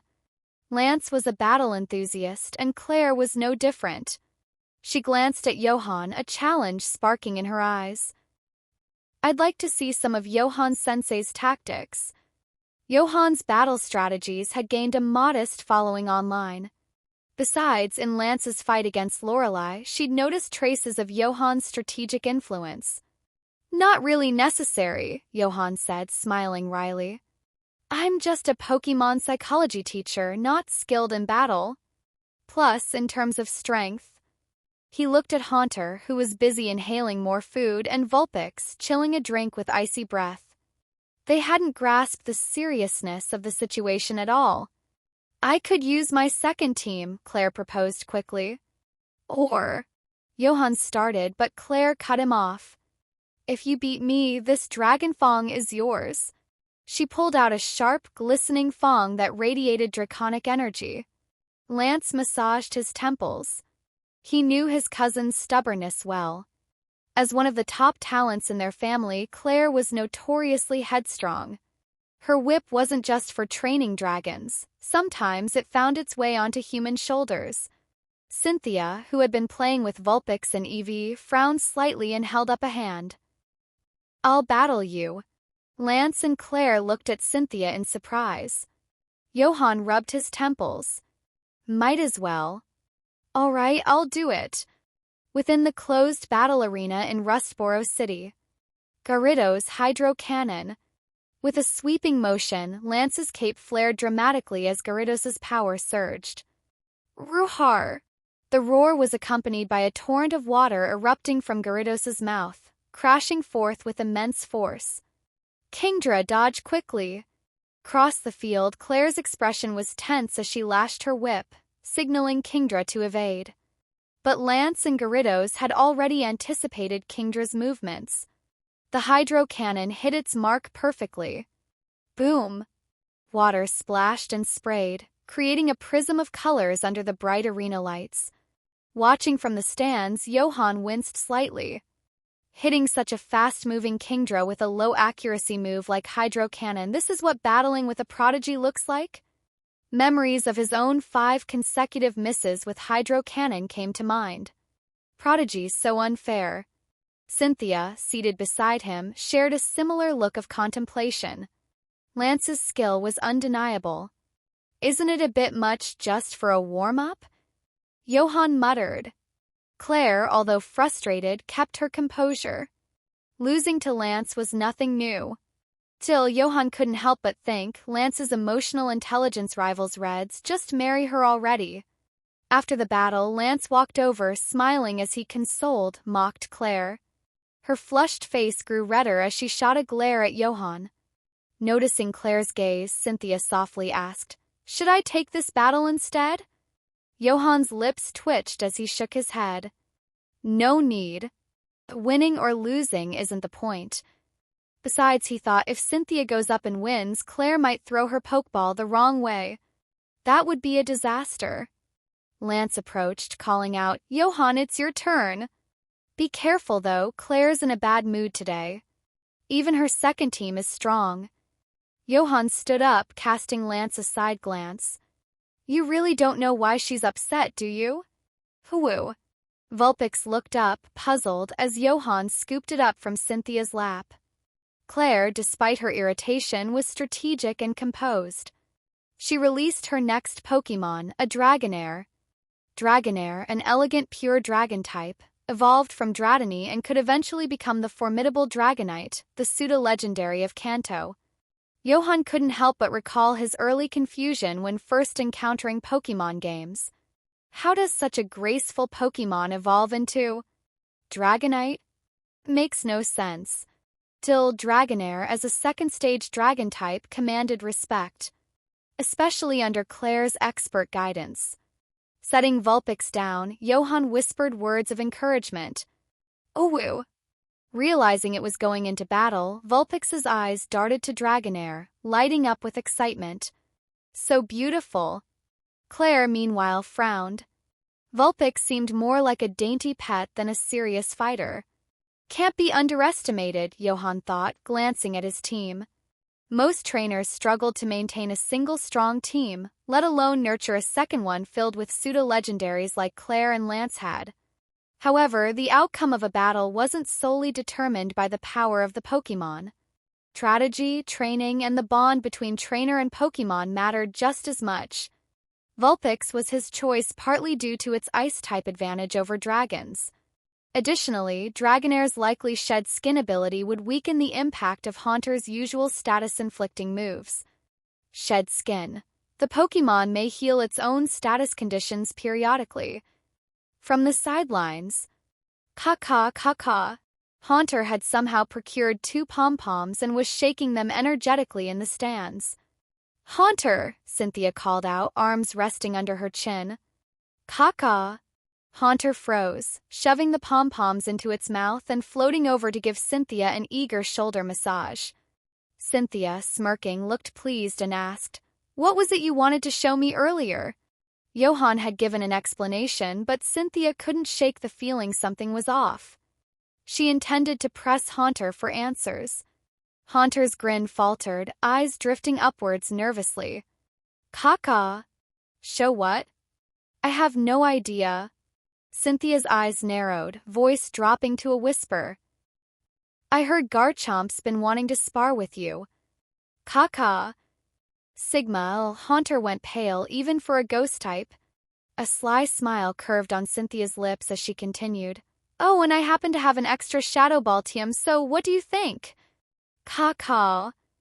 Haunter's eyes sparkled, drool forming. Shadow Ball. Johan had been trying to get one for Haunter, but either couldn't find it or found it too pricey. Caw. Haunter's face turned serious, nodding fervently. Johan's my beloved trainer, my friend, my... Really? Cynthia sighed, pretending to muse. I was also going to take Garchomp to meet its idol, Bubbles the Maril. Caw. Haunter squealed, tone leaping several pitches. Is that true? Cynthia's smile deepened. On the battlefield. Johan, oblivious to the side drama, focused on Vulpix. I know you're careful about hurting others, but this time don't hold back. The opponent is strong. Hoo. Vulpix blinked, looking at Johan for confirmation. Johan chuckled, scratching under its chin. Hoo. Vulpix's eyes closed in contentment. Give it your all. Hoo. Vulpix's eyes gleamed with resolve, turning to face Claire's Dragonair. Claire, once dismissive of Vulpix, now studied it more seriously. Dragonair coiled, muscles tensing, and waited for the first move. As the battle began, gentle snowflakes began to fall, drifting softly across the arena. Battle start. Claire's cape snapped as she raised her whip with a sharp crack. Dragonair used Dragon Breath. Roar! Dragonair, slender and majestic, let out an ethereal cry. The blue gem on its forehead shimmered as it unleashed a breath of fiery blue-purple energy toward Vulpix. The same time, Johan's Pokédex confirmed what he had anticipated. Dragonair's ability was Shed Skin. Keep moving, Icy Wind, Johan instructed calmly. With his composure, Vulpix mirrored his confidence, darting through the swirling snow on its short legs. Despite its stature, Vulpix moved with surprising agility. Enhanced by the snow warning ability, its icy wind seemed stronger than usual. Boom!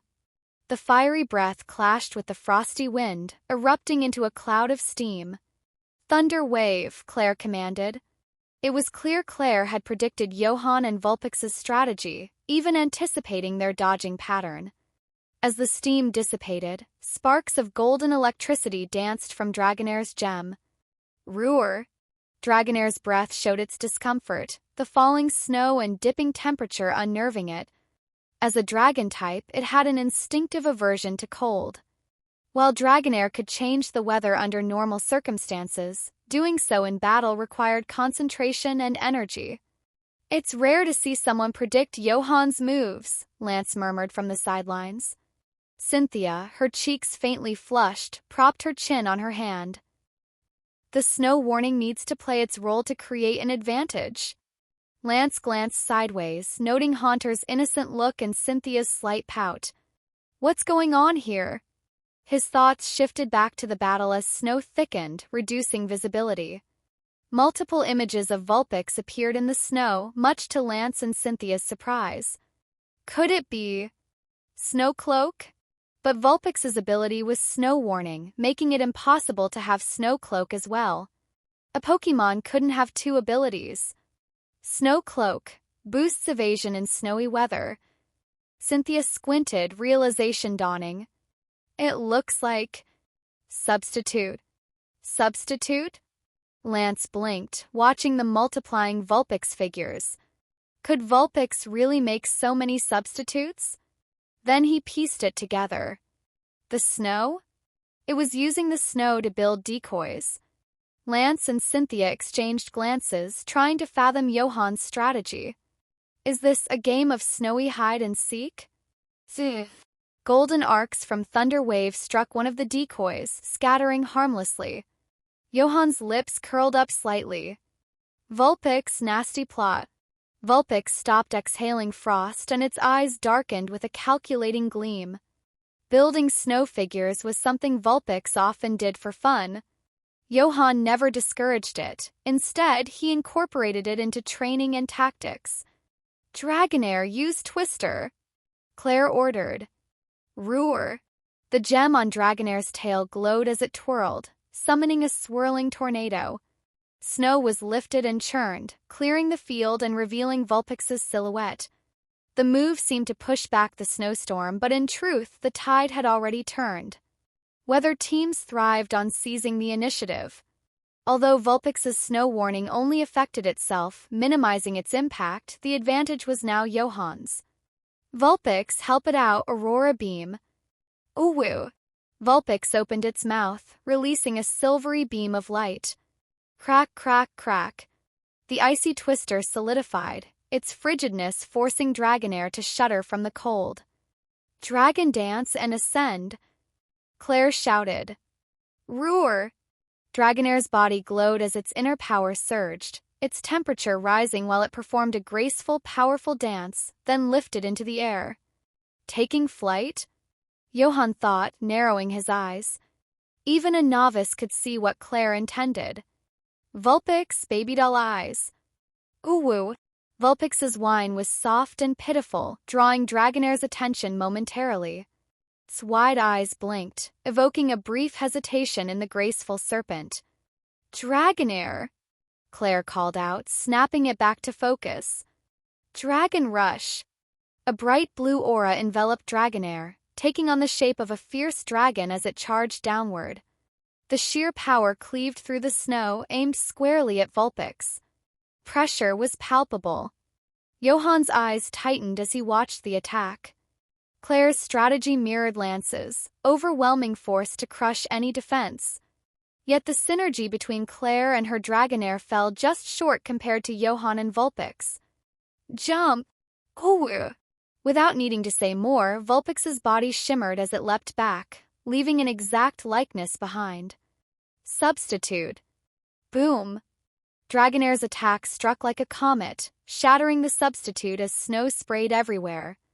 Even in midair, Vulpix was jostled by the impact. So strong. Vulpix's eyes narrowed in focus. Aurora Beam, Johan called out. Ooh! A silvery beam erupted once more, coating Dragonair with frost. Crack, crack. Ice formed on its scales. Roar! Dragonair's voice faltered, cut short as another Aurora Beam followed, freezing it completely. Vulpix unleashed one more blast for good measure, ensuring Dragonair was encased in ice. Enough, Vulpix, Johan said, noticing the layer of ice had grown a few meters thick.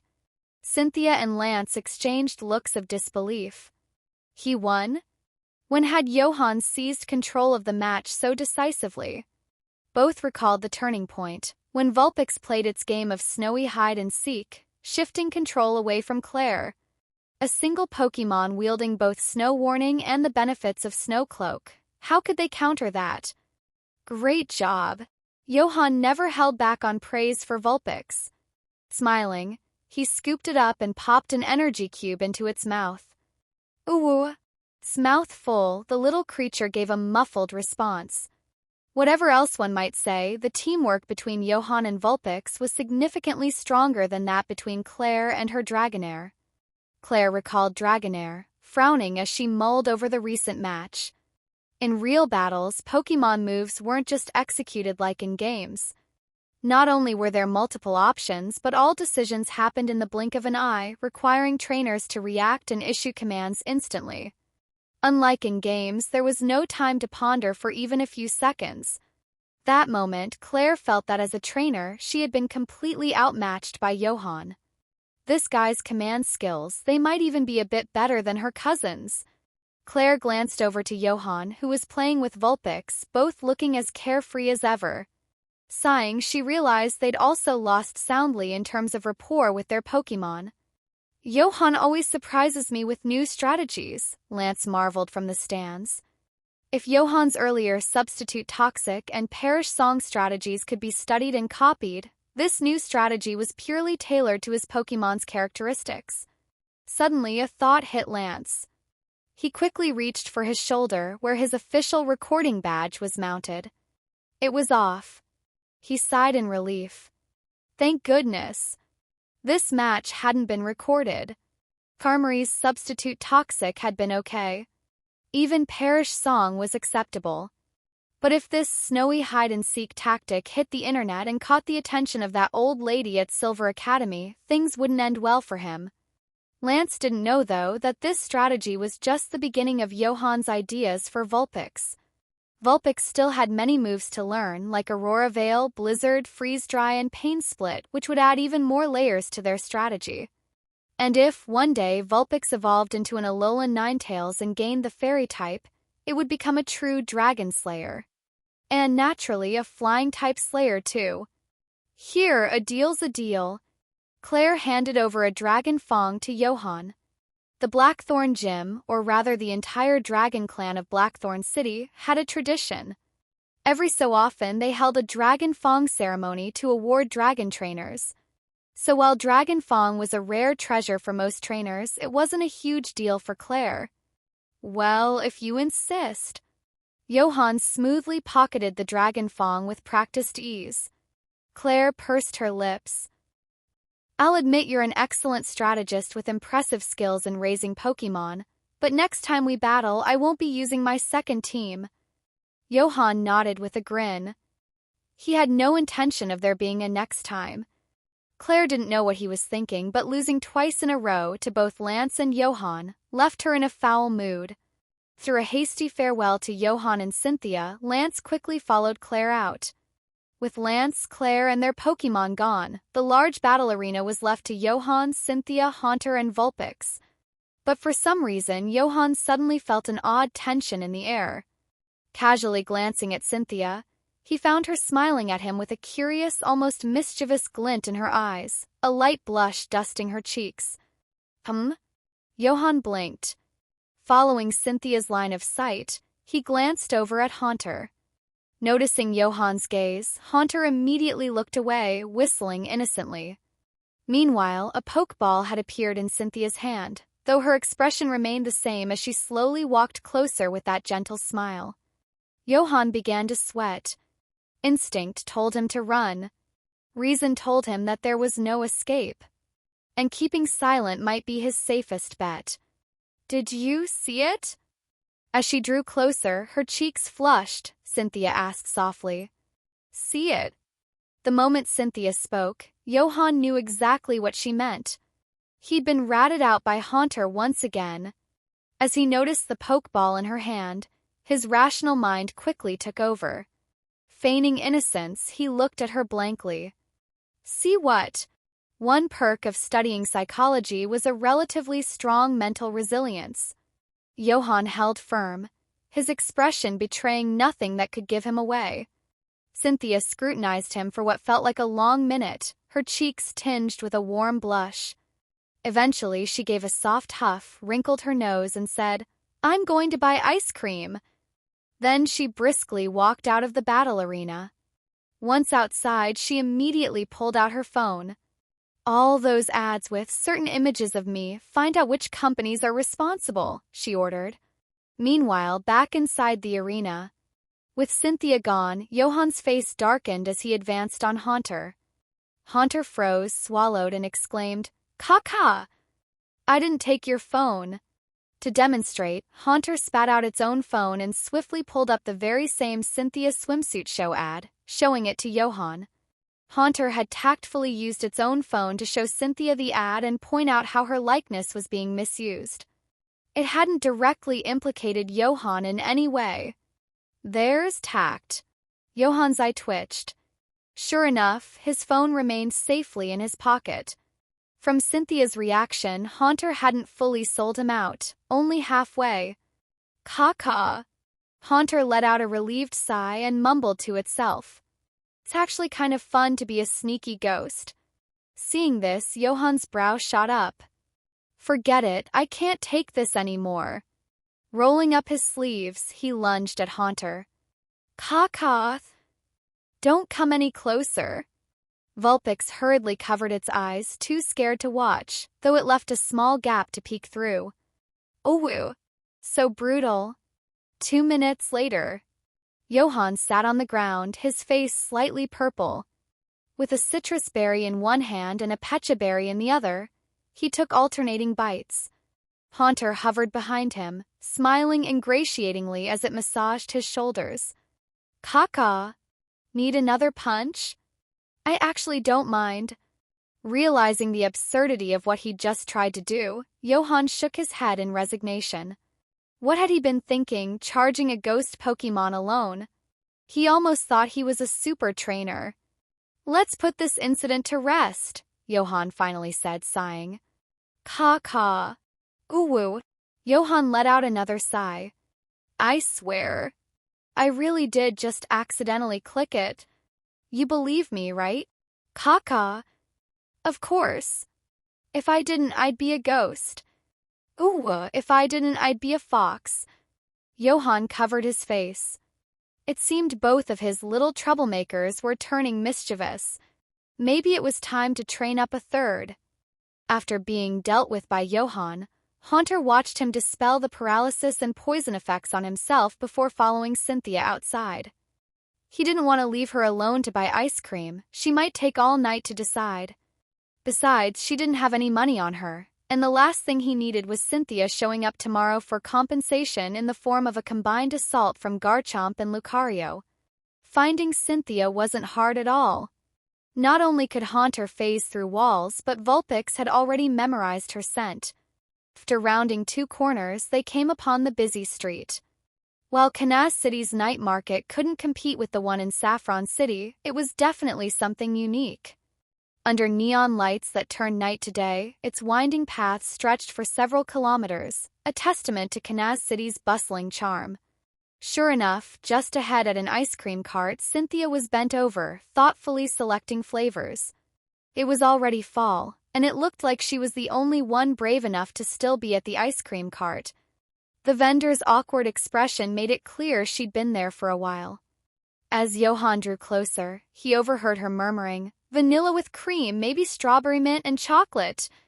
Of course. But Cynthia's calm manner reassured him that she had likely let the earlier incident go. "Caw-caw."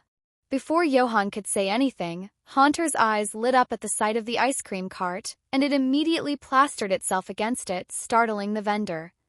Johan chuckled as he pulled Haunter back and said, "Boss, can we get 4 strawberry mint chocolate parfaits?" "Right away." The vendor, relieved, hurried to prepare the order.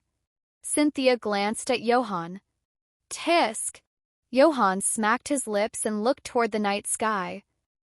"Nice night, huh? The moon's looking round. Don't you think so?" "Caw-caw."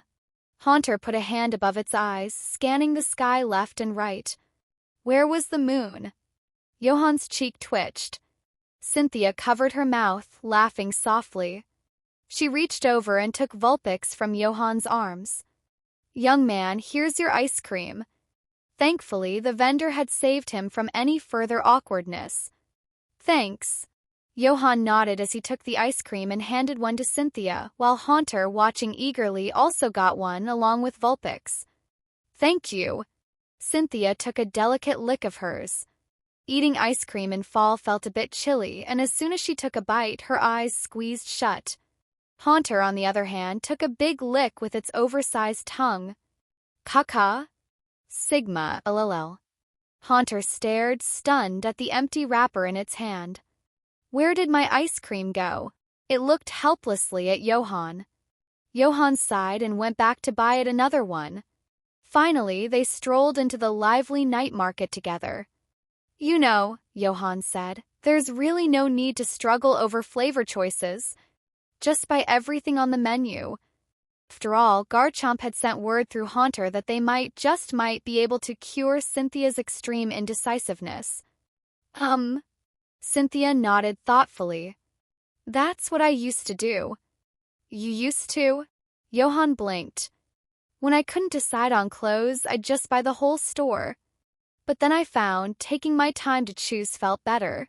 "The whole store?" "Never mind then." Johan knew he couldn't cure this condition. Rich people's troubles, he just couldn't relate. Maybe Steven and Cynthia would get along with each other. After a while, they bought some snacks and Johan walked Cynthia back to her hotel. At the entrance, he was about to leave when Cynthia turned to him and asked, "Aren't you coming up?" Johan glanced at the pitch-black night sky. "I don't think that'd be appropriate." 5 minutes later. "Good night." Click. Standing in the hallway, Johan held Vulpix in one arm and an TM Shadow Ball in his hand. "Caw-caw." Haunter was grinning mischievously. "Want me to open the door for you?" Johan's brow furrowed. "Would you like Garchomp's scythe to be even sharper? All that just for this?" He waved the TM in his hand. For this thing, he'd nearly missed out on 5-fold farewell. "Caw-caw." Haunter nodded enthusiastically. "It's worth at least hundreds of thousands." Johan was momentarily speechless. He wasn't sure whether this was good or bad. 'Cause the TM Shadow Ball did cost that much. It was just that, the way he'd acquired it. When he finally left the hotel doors, Johan let out a long sigh. "I was truly walking on thin ice today." Thankfully, the whole incident seemed to be behind them. What he didn't know was how many small companies using the name Cynthia to drive web traffic were about to go bankrupt. Back home, Johan lay sprawled on the couch, too drained to make energy cubes. Mainly because he'd planned to restock on berries today, but Cynthia's unexpected arrival had derailed those plans. But all in all, not a bad day. He'd earned $1 million from Cynthia for treating Spirito, won a Dragon Fong from Claire, and Haunter got its hands on a TM Shadow Ball. Adding it all up, he'd probably raked in over $2 million today. Raising these two troublemakers is no easy task. Johan looked over at Haunter and Vulpix. Haunter was focusing intently on learning the TM for Shadow Ball. For it, offensive moves were a bit limited. Besides Hex, it didn't have many powerful moves, so it had to rely on chip damage strategies. But with a Pokémon like Claire's Dragonair, with its shed skin ability, Haunter's options were limited. Once it learned Shadow Ball, it would gain a much-needed boost. Caw-caw-caw-caw. Haunter looked at the TM intently, nodding as if understanding it more and more. Occasionally, it even split off a substitute, seemingly testing something that left Johan with an ominous feeling. "Are you actually planning to use substitute to execute moves?" The League would definitely ban that tactic, right? But watching Haunter fail time and again, he could tell this was no easy feat. Meanwhile, Vulpix continued its snowman mission on the ground. After the battle with Dragonair, Vulpix seemed even more enthusiastic, having realized that snowmen could be useful in actual combat. This discovery had reignited its passion for snow sculpting. And actually, the snowmen weren't just for fun. Johan had encouraged Vulpix to start sculpting with its psychic powers. Not only could it create them faster, but it also improved its control over its psychic abilities. While the two were getting a bit crooked in terms of how they trained, Johan couldn't deny their effort, which he found comforting. After resting a bit, Johan got up to take a shower. Passing by his cabinet, he noticed something. Was the Pokémon egg moving a little? It dawned on him that his third little one might be ready to hatch any day now. Nighttime. The little family of 3 was gathered around, not for shaved ice and a movie this time, but around a Pokémon egg. In fact, this egg had been with Johan even longer than Vulpix had. Haunter, somehow having acquired a pair of sunglasses, wore them as it gave Vulpix a sly look. Caw, smiling face with sunglasses. Vulpix, technically you're actually third in line here. Vulpix tilted its head. Whoo. Third? Then who's first? Haunter gave a toothy grin, thumping its chest to assert its seniority. Vulpix nodded, seeming to agree. Whoo. Then this egg is second? Haunter wagged a finger. Caw. Not quite. Just as it was about to point at someone else, Johan shot a warning look, muttering darkly. If you point at me, I'll challenge Cynthia's Garchomp tomorrow. Caw. Sigma, LLL. Haunter quickly waved its hands. Perish the thought. A joke like that could send a ghost straight to the afterlife. Vulpix rolled on the floor, laughing. Recently, it had become much more playful. Though still shy around strangers, it had grown braver compared to before. Ooh! Suddenly, Vulpix sat up and perked its ears as though hearing something. Cautiously leaned toward the egg and pressed one ear to the shell. Haunter and Johan also quieted, leaning in to listen. Tap, tap, tap. Faintly. Sounded like something was tapping from inside the egg. Caw. Haunter whispered. It's about to hatch? But the tapping soon subsided. Caw. Did it suffocate? Johan stopped Haunter before it could dive inside the egg for a look. He sighed and said, It's just a bit of movement. It's not ready to hatch yet. Joseph Stone hadn't specified what kind of Pokémon would emerge, but the egg had been housed in a sophisticated Devon Corporation incubator. Didn't show the exact time remaining, but the approximate progress bar indicated that it was close, probably within the next few days. Alright, let's get some rest. We've got things to do tomorrow. Johan carefully placed the egg back in its case. Hopefully, Haunter wouldn't corrupt whatever hatched from it. The next morning, Johan woke up to a sudden loud crash. Vulpix, who had been curled up next to him, leapt into the blankets in fright, pressing its cold nose against him and waking him up fully. Blinking, Johan looked up to see Haunter sheepishly trying to hide something. Knowing Haunter well, Johan immediately motioned for it to reveal the damage.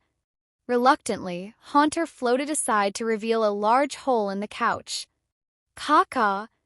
Now listen. Before Johan could speak, Haunter hurriedly began to explain. It raised one claw dramatically, and a dark sphere began to form in its hand. Shadow Ball?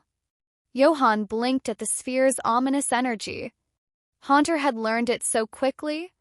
Vulpix peeked out from under the blankets, watching Haunter's demonstration. But then, the initially stable black sphere began to wobble, expand, and shrink unpredictably.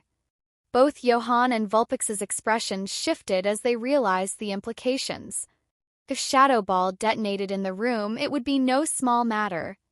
But Haunter reacted fast, shoving the unstable sphere into its mouth with a loud caw. Bam!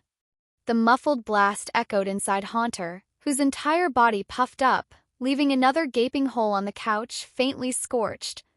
Caw. Haunter flashed a blackened grin, wisps of dark smoke escaping its mouth. Johan and Vulpix? You okay? Johan asked cautiously. Ghost-type moves deal double damage to ghost-types, after all. Haunter had once again strayed into Johan's knowledge blind spot. For a seasoned Pokémon enthusiast and psychology expert, Johan sometimes found himself questioning his own expertise. Caw. Haunter waved off Johan's concern, insisting it was fine. Johan shook his head and got up to wash up, warning, "Just be careful. Don't blow yourself up." Ka-ka-ka-kas. Hoo. Vulpix tilted its head, sensing something was off. And then it dawned on it. Oh, the couch. Big Brother Haunter didn't get scolded? And actually, as Johan headed to the bathroom, Haunter's eyes filled with exhaustion, as though it could barely breathe, clutching its chest in a dramatic fashion. Vulpix jumped back in alarm. "Are you still with us?" But then Vulpix's ears perked again. Could have sworn it heard tapping from the egg again. The egg seemed almost happy. Afternoon. At Stephen's estate, Johan crouched in front of the now slumbering Spiritome. With the combined efforts of Haunter and Spiritome's own cooperation, lulling it into hypnosis hadn't taken much effort. Compared to when he'd first encountered it, Spiritome's dark green energy orbs were now far dimmer, and its overall energy seemed more lively. Snap. Johan snapped his fingers. Hiss, hiss, pop. Spiritome slowly awoke, and upon seeing Johan's warm smile, it flushed with embarrassment. "How is it?" Cynthia approached, her expression one of concern. Originally, they'd planned to wait until they reached Cytopolis to gather additional help for Spiritome's case. But now that Lance was already here with Claire, Stephen, and Cynthia's Pokémon, they had more than enough strength, so they'd arranged to meet at Stephen's Manor that afternoon. "It's much better." Johan patted Spiritome's vaporous form gently. "A couple more sessions and it should be okay." Hisspop O //////////////// Q. That's good. Cynthia exhaled in relief, patting her chest. She'd been quite worried about Spiritome. Meanwhile, Stephen, Lance, and Claire gathered around a weathered ancient stone tablet. This was the second matter they had to address today. Johan had asked Cynthia previously to help decipher the tablet's inscriptions. With her own research and assistance from her grandmother, Professor Carolina, she'd managed to decode a bit of it. If he'd had any doubts before, the appearance of ancient relicanth in the translation convinced him completely. This tablet was undoubtedly the Proclamation Tablet, a key to the legend of the 3 sleeping Regi-Titans. But he kept this to himself.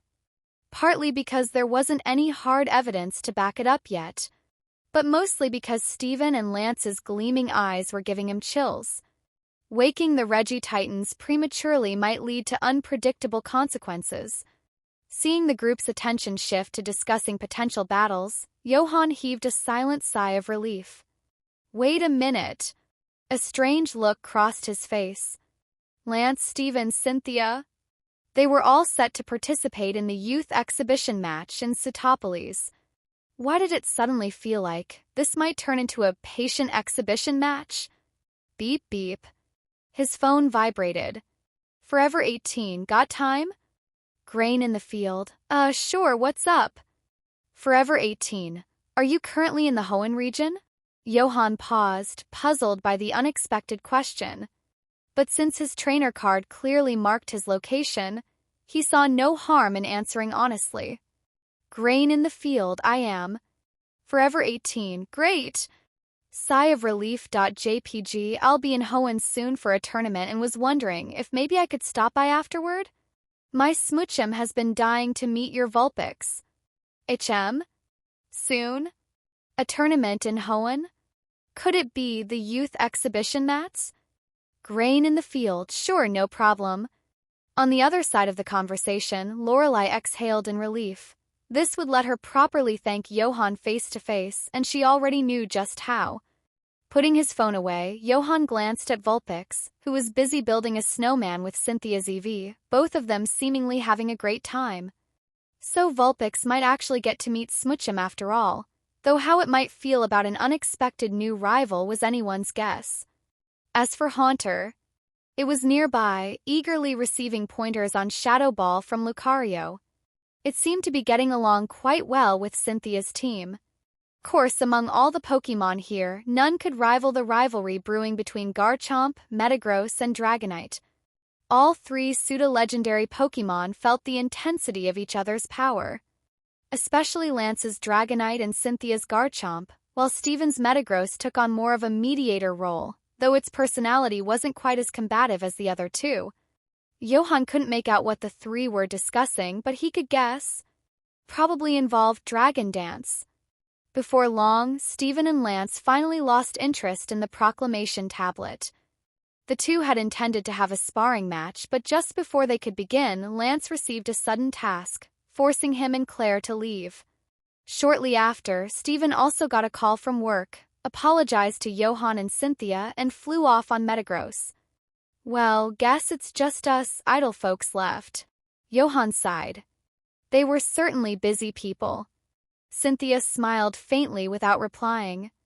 She didn't get many vacations, so this quiet time was a rare treasure. The two began heading toward the estate gates. Steven had arranged for them to be taken care of at the manor, but both expressed their thanks and politely declined to stay. On the way, Cynthia remarked, Haunter seems to be having trouble mastering Shadow Ball.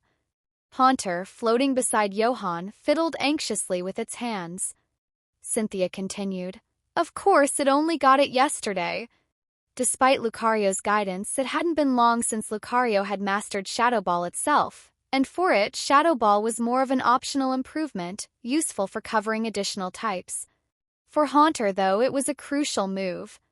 Johan chuckled. Maybe this was a blessing in disguise. Haunter had learned new moves quickly before and had been getting a bit big-headed about it. Caw-caw! Suddenly, Haunter shouted, startling both Johan and Cynthia. They watched as its hands darkened, Shadow Claw activating. It swiftly rubbed its hands together. Slowly, a dark sphere formed between its palms. Although it took some time, this Shadow Ball looked far more stable than the one from earlier. Johan's eye twitched. It was a good thing he hadn't voiced his doubts, or Haunter would have instantly proven him wrong. But also, what was with this technique? Was it rubbing the move together like a Rasengan? Haunter then lobbed it into a flower bed nearby. Boom! A decent-sized crater appeared. Pokémon in the garden scattered in alarm. Using Shadow Claw to cast Shadow Ball? Cynthia remarked with intrigue. This new technique was something she'd never seen before. With a winky face, Haunter quickly slipped its sunglasses back on, nonchalantly waving at Cynthia. All in a day's work. You better remember to pay Steven for that garden repair, Johan said dryly. Caw-caw. Sigma, LLL. Haunter immediately darted toward the gates. Johan just shook his head. The gate, a luxury car Steven had arranged, was waiting. As they got in, Johan cautioned Haunter, Don't get too cocky. Sure, you learned it, but do you plan to use that technique in a battle? The Shadow Claw trick just doubled up on moves to create a single one, and its power wasn't all that high. Through all, Red ZV could topple a mountain with a single non-stab Shadow Ball. It's already impressive enough, Cynthia laughed. Behind her, Haunter beamed as it gave her a shoulder massage. Caw-caw-caw-caw. Exactly. Johan rubbed his temples. Great, it had backing now, huh? Did it think Cynthia was sticking around? But I think I know someone who might help Haunter master Shadow Ball, Cynthia said. Oh. Caw-caw. Cynthia put a hand under her chin, glancing out the window as if musing to herself. What should we have for dinner? Caw-caw. Haunter jumped in. Let Johan treat us. Johan's cheek twitched. What manners? Just then, Vulpix raised its head and gave a soft hoo. It suggested Johan cook. He made such delicious food after all. All right, now Vulpix too? Cynthia's eyes brightened, intrigued. You can cook? Johan turned to the window. Not anymore. Haunter inhaled all the gas. Caw-caw. Sigma, LLL. At a quaint little cafe on a quieter street in Rustboro City, a nostalgic phonograph played soothing harmonica blues with a touch of sorrow, while wind chimes made of ceramic jingled at the door as Johan and Cynthia stepped inside. In a cozy corner of the cafe sat a woman, dressed warmly with an air of elegance, savoring a slice of chocolate cake. Cynthia led Johan toward her, her face lighting up with a warm smile. The woman glanced up, smiling back, and the two shared a light hug. Watching them, Johan felt a twinge of unease. The woman removed her wide-brimmed hat and sunglasses, revealing her exquisitely made-up face, blue eyes, and ash-brown bob. It was Diantha, the famous actress, and Cynthia's best friend and the future champion of Kalos. Diantha smiled, extending her hand toward Johan. "So, you're Johan? Cynthia has told me a lot about you." Momentarily taken aback, Johan shook her hand politely. "Never thought I'd meet Miss Diantha here in Hoenn." Before he could finish his sentence, Haunter's wide-eyed expression fixed on Diantha in shock. "Kaka!" It remembered her. But then it felt a sudden chill from the death glare directed at it from behind. "If you dare talk nonsense again, I'll challenge Cynthia, Lance, Steven, and even Diantha." That was the message in Johan's gaze. "Kaka!" A nervous drop of sweat formed on Haunter's forehead as it shuddered at the thought of such a scene. Though it wanted to show off its remarkable memory by telling Diantha it had seen her entire photo collection, Johan's stern glare kept it silent. Still, Haunter couldn't help but think, with the right motivation, maybe it could score another move TM. It was trying to save Johan money, but it seemed the trainer just didn't understand such thriftiness. Being a Pokémon sure is tough. Cynthia's keen instincts kicked in, sensing something amiss. But Haunter, now vigilant under Johan's watchful eye, reacted swiftly. It quickly explained to Diantha that it had seen her films since she was a famous actress, of course. Diantha took no offense, as she was aware of her popularity. Otherwise, she wouldn't have come disguised to the cafe. Till Cynthia glanced at Johan, who had already averted his eyes and put on his best nothing-happened face. In the end, she let it go. Once everyone had taken their seats, Diantha asked, "How about some cake? This place is famous for it." "Kaka." "Oh, Haunter and Vulpix made their choices quickly, having already read the menu on the wall when they came in. Cynthia, however, slipped into her usual indecision. Johan sighed, then ordered, "1 chocolate mousse, 2 double mint vanilla parfaits, and an espresso, please." Diantha looked surprised as Cynthia sighed in relief. From what Diantha remembered, Cynthia generally enjoyed the process of choosing, even with her choice paralysis, and rarely accepted others' suggestions. "So this is the skill of a psychologist," Diantha mused, her faith in her plan for Johan growing stronger. As they waited for the treats, Cynthia and Diantha casually caught up, until finally they reached the main topic. "Here's the thing. Johan's Haunter is working on Shadow Ball but having a bit of trouble," Cynthia said, taking a small bite of cake before continuing in a crisp, clear voice. "I thought maybe your Gardevoir, since it's great with Shadow Ball, could help?" Diantha's main partner Pokémon was indeed a Gardevoir. Though primarily a psychic and fairy type, Gardevoir was remarkably adept at Shadow Ball. In the original story, when Diantha first battled Ash, it was her Gardevoir's Shadow Ball that blasted Pikachu away, and it remained a favorite move of hers. "Of course," Diantha replied with a smile, her quick response catching Johan by surprise. Then she tossed a Pokeball into the air. "Gardevoir." As the red light faded, Diantha's Gardevoir appeared before them. "Caw-caw." Haunter gulped down its chocolate mousse and its eyes sparkled as it eyed Gardevoir. "Heh, Gardevoir, heh." "Haunter." Johan called it back just in time, seizing Haunter to prevent any foolish behavior. The ghost type looked confused. "Let me take a look first," Diantha said gently. "Caw-caw." "Here?" Since Johan didn't object, Haunter shrugged and chuckled. It raised its darkened claws and worked up a Shadow Ball. "Using Shadow Claw to set up Shadow Ball?" Diantha murmured, admiring the unique approach. "It only got the Shadow Ball TM last night," Cynthia added. Diantha's eyebrow rose in surprise. "To learn Shadow Ball in under a day?" While the approach was certainly unconventional, Haunter's learning aptitude was clearly impressive. And beyond that, it also reflected Johan's skill as a trainer. Despite being unfamiliar with Johan beyond what Cynthia had told her, Diantha was intrigued. "Go ahead, release it," she encouraged Haunter. "Caw-caw." Being the rebel without a cause, Haunter naturally didn't hesitate, tossing the shadow ball toward the wall. At a glance from Diantha, Gardevoir understood.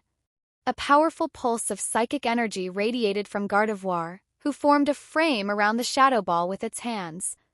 Gardevoir. Gardevoir's eyes sharpened in concentration, intensifying the psychic hold. Boom! The shadow ball exploded within the psychic barrier.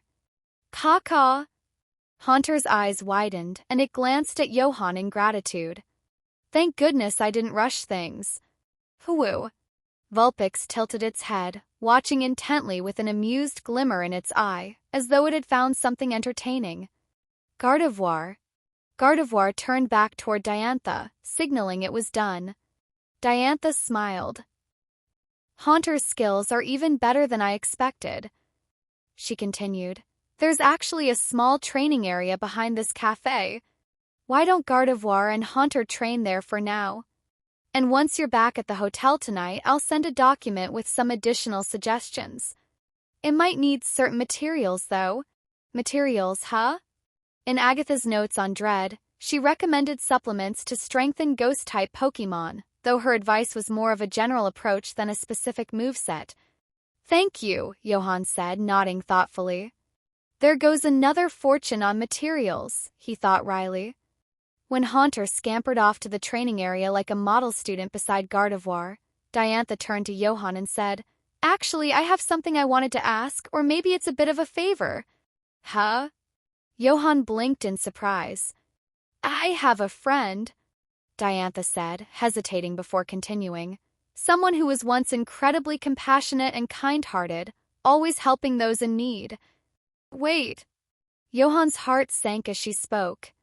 This friend sounded awfully like... But recently when I saw him, I felt as though his mind, his entire outlook, had somehow changed. It's like his ideals have become distorted. He's even started using the term eternal beauty.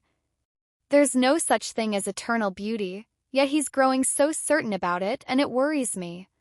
That settled it. Johan now had a strong suspicion about who Diantha's friend really was.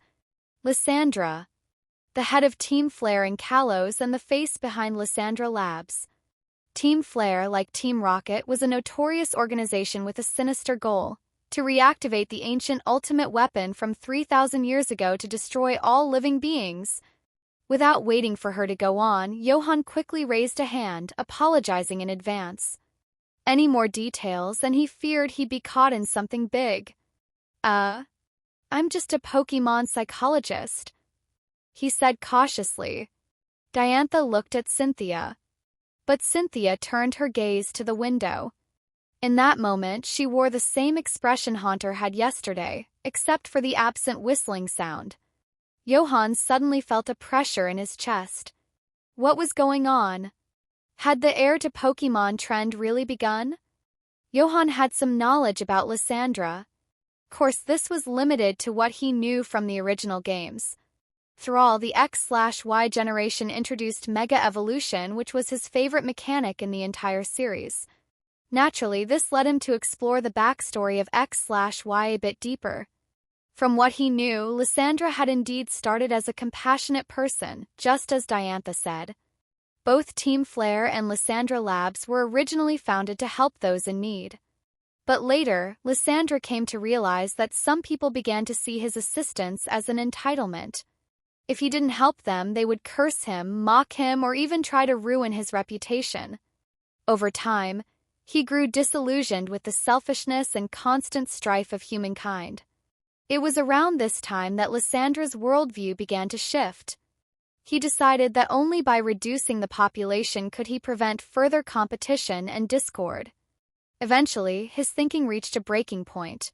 He planned to unleash the ultimate weapon of 3,000 years ago, harnessing the power of the legendary Pokémon Xerneas and Yveltal to wipe out all living things in one fell swoop. Lysandre's descent into darkness was gradual, but the path was clear. Speaking of Lysandre, though, one could not ignore another figure closely tied to him. 3,000 years ago, there was a king in Kalos known as AZ who, in an effort to resurrect his beloved Pokémon sacrificed to war, created the ultimate weapon. Legend has it that AZ still lives, ageless and undying to this day. Lysandre was able to locate and awaken the ultimate weapon because he was a descendant of AZ's younger brother. In a way, Lysandre could be considered AZ's heir. And perhaps there was something in his bloodline that predisposed Lysandre to his obsession. 3,000 years ago, AZ became fixated on reviving his lost Floette, a fixation so intense it drove him to create a weapon that took countless innocent lives. And now Lysandre, similarly devastated by the ugliness he saw in the world, had grown equally consumed by his plans.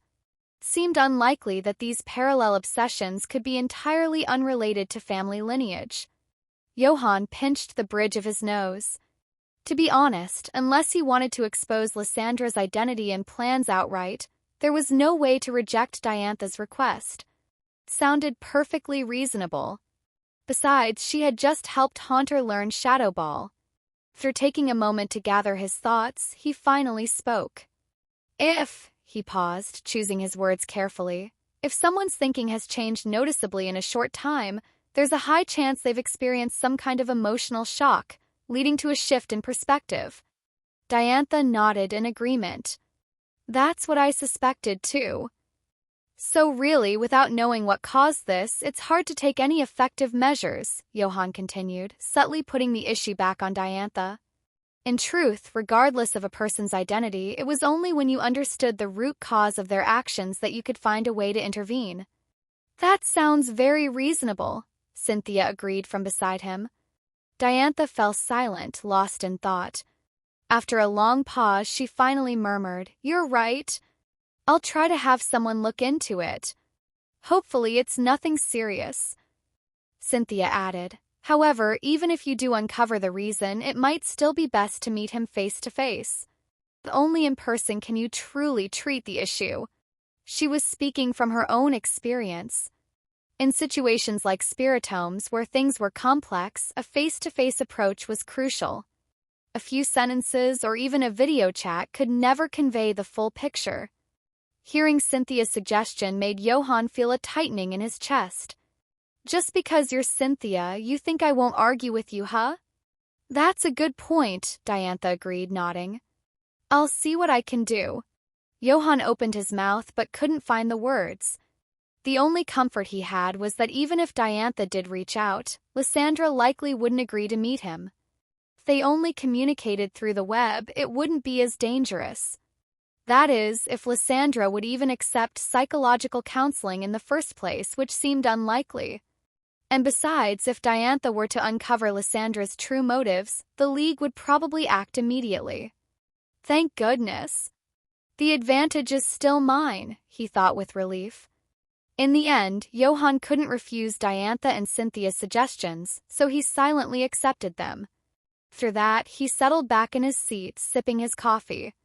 Meanwhile, Cynthia and Diantha conversed quietly beside him. Despite their different styles, the two women had a close bond, and now that they had time together, it seemed there was no end to their chatter. Soft laughter and radiant smiles would occasionally punctuate their conversation, adding to the scenic beauty of the afternoon. Johan, for his part, wisely refrained from interrupting. Only Vulpix, curled up in Cynthia's lap, seemed to be listening in on their conversation. As evening fell, Johan, Cynthia, and Diantha shared a peaceful afternoon together. In the sunset's soft glow, the pink clouds painted their faces like delicate blush, casting a warm, lingering light. Gardevoir. Just then, Diantha's Gardevoir returned, with Haunter following close behind. And for once, Haunter seemed unusually subdued, lost in thought and unusually serious. "It looks like it went well," Diantha observed, noting the satisfied gleam in Gardevoir's eyes. "Caca." Haunter perked up, its eyes sparkling. "Tonight calls for some grilled lamb." All that seriousness, just for that? But knowing Haunter, if it wasn't confident, it wouldn't be acting this smug. Johan guessed that if he asked it now, he'd be met with Haunter grinning from ear to ear. Sure enough, when nobody seemed to pay attention to it, Haunter threw a hopeful look in Johan's direction. "Aren't you going to ask?" Its sunglasses were already in place, ready to show off. But Johan turned away, pretending not to notice. Haunter was indignant. Cynthia chuckled and turned to Diantha. "Have any plans for dinner?" "You're inviting me?" Diantha replied with a smirk. But Cynthia simply pointed at Johan with a playful smile and said, "He's inviting us. We're eating at his place." "What?" "Hold on, I didn't agree to this." "Oh." Diantha cast an intrigued look at Johan, then suddenly stood up and raised her phone to her ear. "Minami? An event tonight? I was just on a break, all right. I'll head over now." With that, she quickly slipped on her sunglasses and hat, giving a quick farewell wave to Cynthia and Johan before dashing off with Gardevoir. Johan, ? Hey, was her phone even on? Cynthia just smiled mischievously in response to his silent question. Johan sighed, raising his hands in surrender. "Fine, I'll go grocery shopping. It's just one meal after all. Besides, it's for my generous benefactor." "Vulpix," Cynthia whispered to the small fox. "Ooh." Vulpix's ears perked up. "Gonna be tasty, right?" Following Haunter's lead, Vulpix thumped its little paw on its chest and nodded, its eyes twinkling. "Leave it to me." Outside the supermarket, Johan had left Cynthia, Haunter, and Vulpix waiting to prevent any potential shopping meltdowns. Sunset gradually dipped closer to the horizon. Cynthia sat on a nearby bench outside the supermarket, one knee tucked up as she leaned forward. "Haunter, Vulpix," she called softly. "Caca." "Hoo." "For you both, Johan is a very important person, right?" Ever the prankster, Haunter suddenly grew quiet and solemn, nodding emphatically. "Caca. He's family. Someone I'd protect with my life." Vulpix whined in agreement. "Ooh. He's like a dad, you know?" "Caca." Catching Cynthia and Haunter's startled gazes, Vulpix quickly waved its paws, cheeks turning a rosy pink. "Oh, just, like a metaphor." "That's really nice." Cynthia gently brushed a strand of golden hair from her face, smiling softly. Some trainers see Pokémon as mere tools, steps toward fame, measures of their own strength. But others view them as partners, friends, even family. Pokémon are straightforward. How you treat them is how they'll treat you in return. The truest mark of a trainer's worthiness can be seen in their Pokémon's behavior towards them. Cynthia was also a trainer who genuinely loved her Pokémon, always holding to the wisdom of an ancient inscription. All life meets with other life, and through that encounter, something new is born. This was true of humans and Pokémon alike. In this respect, she felt she shared a kindred spirit with Johan. "What are you all staring at?" Loaded with bags, Johan gave a puzzled look at the odd expressions on the faces of Cynthia, Haunter, and Vulpix. They all seemed oddly quiet and thoughtful, especially Haunter, who wasn't acting like itself at all. "Caca." But Haunter quickly recovered, flashing a mischievous grin as it zoomed over to lick Johan's face. Taking the bags from Johan's hands, it carried them with pride. "Oh." Vulpix leapt from Cynthia's arms and nestled in Johan's, affectionately licking his chin with its cold little tongue. One side icy, the other ticklish. Johan instinctively pulled out a citrus berry, his eyes narrowing in suspicion as he looked over at Cynthia. "What did you say to them?" Cynthia merely smiled, a hint of playful mystery in her eyes. "That's a secret." "What's with the secrecy?" The sun was setting behind them, casting long shadows as they walked together. Johan's voice echoed through the air, followed by the excited laughter of his Pokémon. "I got it all. Your lamb chops, Vulpix's pancakes and cheese, and Cynthia's dessert." "Caw-caw." Haunter phasically drifted through the door, unlocking it from the inside. Johan had more or less gotten used to Haunter's methods by now. Just as long as it wasn't someone else's door. Is this where you live? Cynthia asked, curiously glancing around Johan's modest home. Place wasn't very big, but it was cozy, tidy, and organized, radiating a warmth that was uniquely Johan's. Small space, but make yourself comfortable, Johan said, gesturing to a seat. I don't mind at all. Johan hung up his jacket, then gently set down his backpack. From it, he retrieved the incubator containing the Pokémon egg, placing it back in its usual spot. The incubator's progress bar was almost maxed out now. A Pokémon egg? Cynthia asked, a little surprised. She hadn't realized Johan carried it with him all day. It's close to hatching, and I'd rather keep it nearby until then, he replied. Do you know what it is? She asked, her interest piqued. I don't actually, Johan admitted with a shrug. Joseph Stone gave it to me, but he didn't know what it would hatch into there. Apparently, he found it during one of his trips. Cynthia's eyes sparkled with interest as she, Haunter, and Vulpix all leaned in close, watching the egg wobble slightly. She smiled. It seems like you'll have a new partner soon. Or another mouth to feed, Johan thought as he carried the groceries to the kitchen. Caw. Haunter, snickering, eagerly darted off to fetch some snacks for Cynthia. Meanwhile, Vulpix dashed over to the cabinet and retrieved several bottles of Moo Moo milk. Thank you, Cynthia said, not minding the unusual assortment. In fact, Haunter's chosen snacks were quite good, and Moo Moo milk was a staple drink known across the Pokémon world. Can I look around? She asked, peering curiously toward the kitchen entrance. Johan pointed to a note taped on the kitchen door, which read, Haunter and any unrelated personnel are strictly prohibited from entering.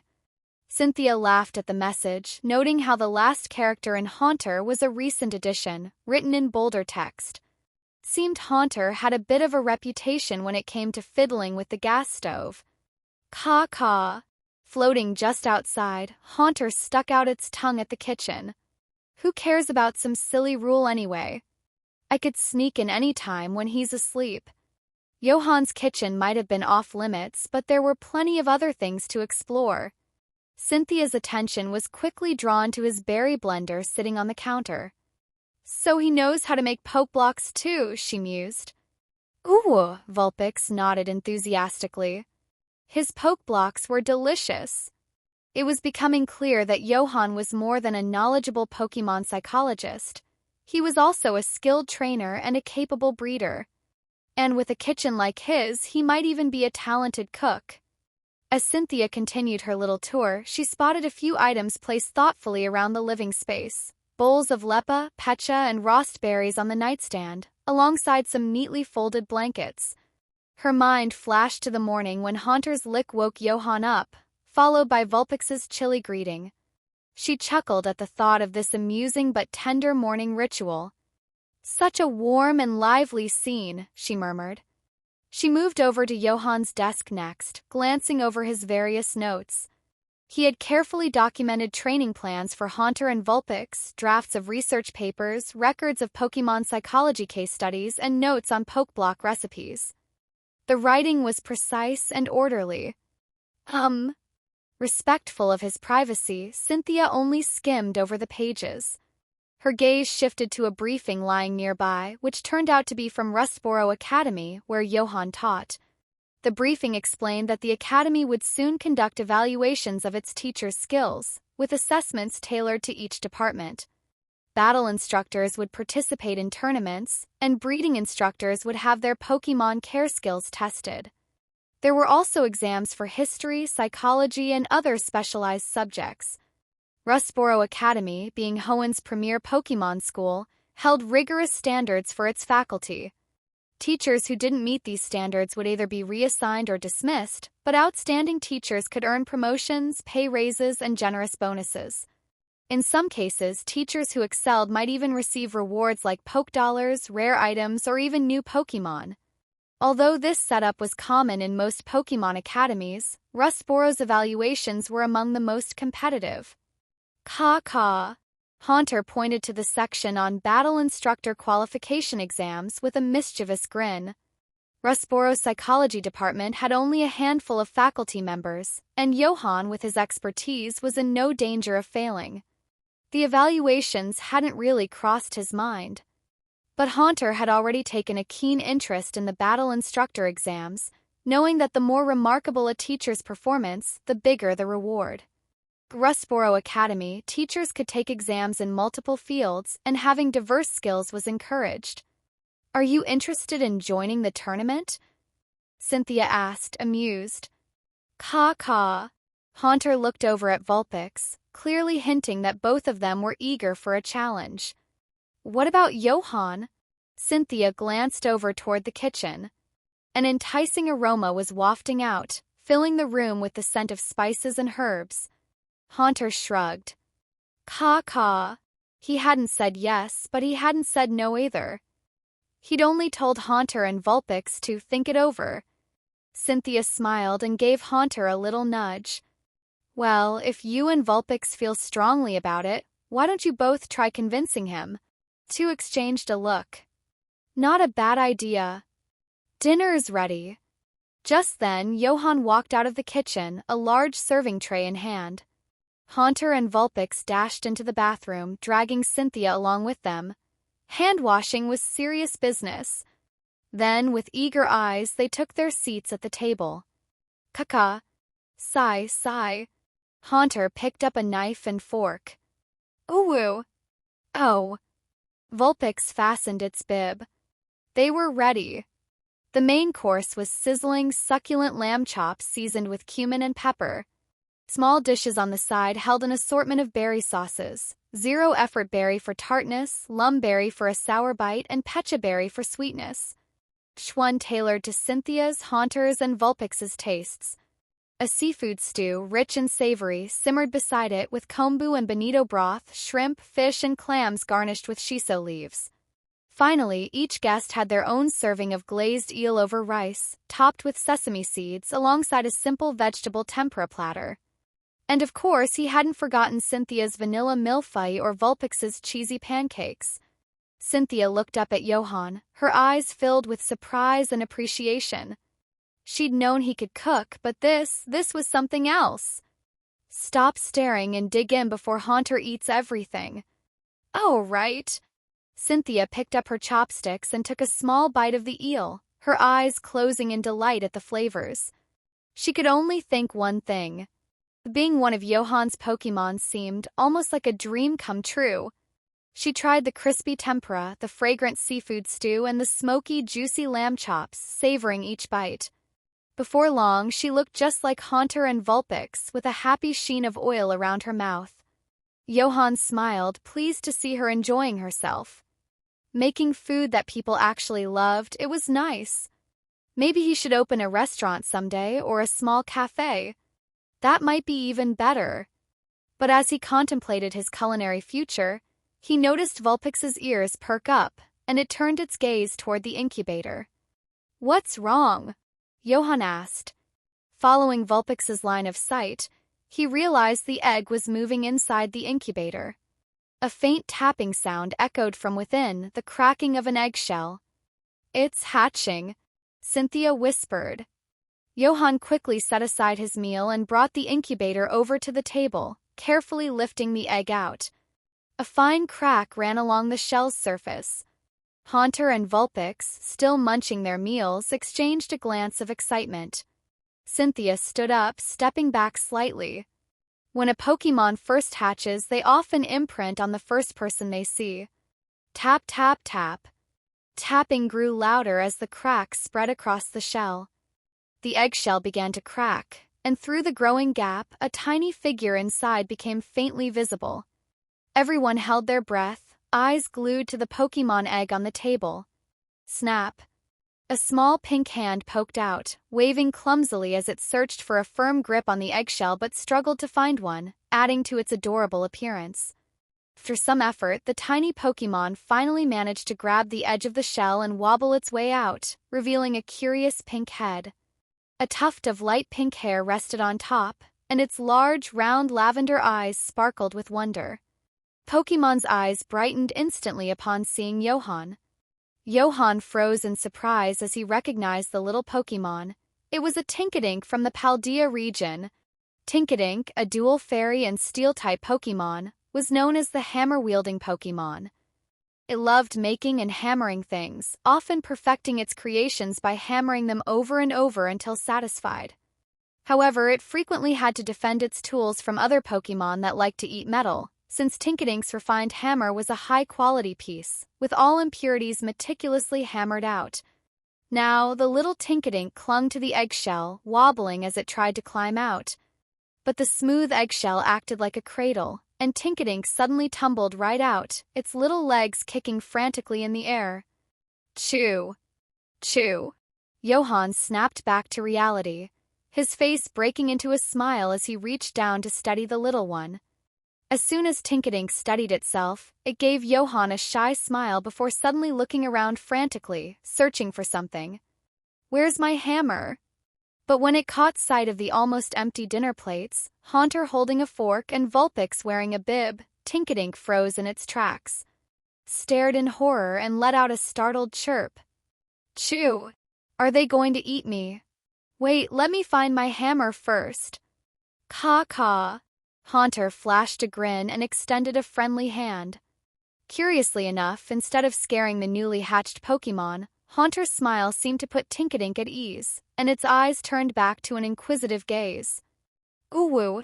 Vulpix hopped onto the table, waving a little paw in greeting. Tinkatink tilted its head and returned a cheerful smile. Chew! I know you all. Clearly, Tinkatink had grown accustomed to Haunter and Vulpix's sounds while still inside the egg.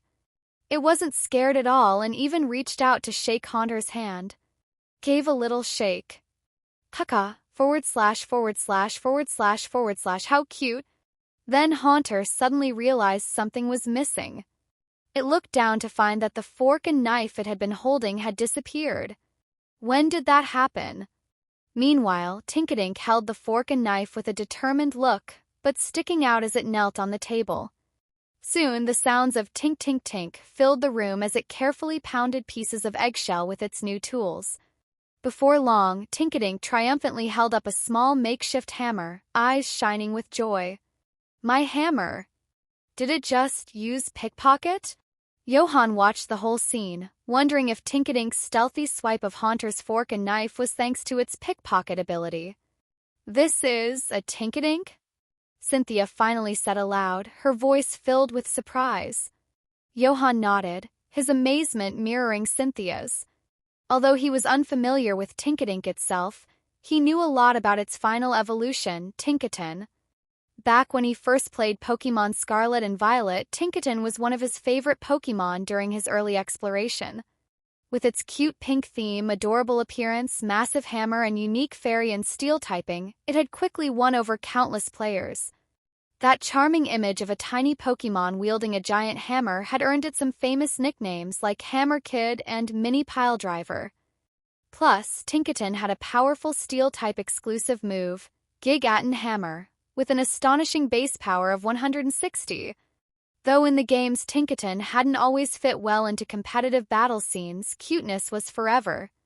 In this real Pokémon world, the possibilities for Tinkatink were limitless. And compared to having a big eater like Munchlax or Larvitar hatch, Johan was relieved. He decided it was only right to let Joseph Stone know about the hatching. President Stone, sorry to interrupt. I just wanted to let you know that the egg hatched. Joseph sounded delighted. Oh? Really? What kind of Pokémon was it? It's a Tinkatink. A Tinkatink, huh? Haha. How interesting. Congratulations, Professor Johan. Where exactly did you find this egg anyway? Johan couldn't help asking. Oh, no need to be secretive, Joseph said with a laugh.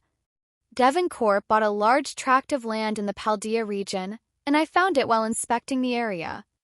No wonder, Johan thought. Devon Corporation's extensive ventures had even reached the far-off Paldea region, beyond most people's knowledge. Ordinary folks in regions like Kanto, Johto, Hoenn, and Sinnoh likely didn't even know Paldea existed, much like how few knew of places like Or Almia. It's a lucky little thing getting a trainer like you, Joseph continued warmly, sounding pleased with his choice to gift the egg. After a few more words, Johan and Joseph ended the call. Seems that's one very fortunate little Pokémon, Cynthia murmured in agreement, having overheard. After tasting Johan's cooking, she wholeheartedly agreed. When Johan looked back at the table, Tinkatink had wandered over to the sofa, where Haunter had earlier knocked out a couple of holes. Tinkatink stood before the sofa, its expression suddenly serious. Haunter and Vulpix exchanged a confused glance as they followed it, unsure what the little one was up to. Then, chew! Tinkatink jumped into the air, hammer raised high, and brought it down on the sofa. A faint layer of frost appeared on the hammer. Is it trying to repair the sofa? Johan and Cynthia exchanged a curious glance. But in the next second, boom! With one hit, the sofa that had only 2 holes shattered completely. Splinters of wood flew across the room. Just one swing had reduced the sofa to nothing but debris. A drop of cold sweat appeared on Johan's forehead. Is this a newly hatched Pokémon? Did you work out in that egg? Looks pretty healthy to me, Cynthia commented with a smile. Healthy? He thought incredulously. Doesn't this seem a bit excessive for a freshly hatched Pokémon?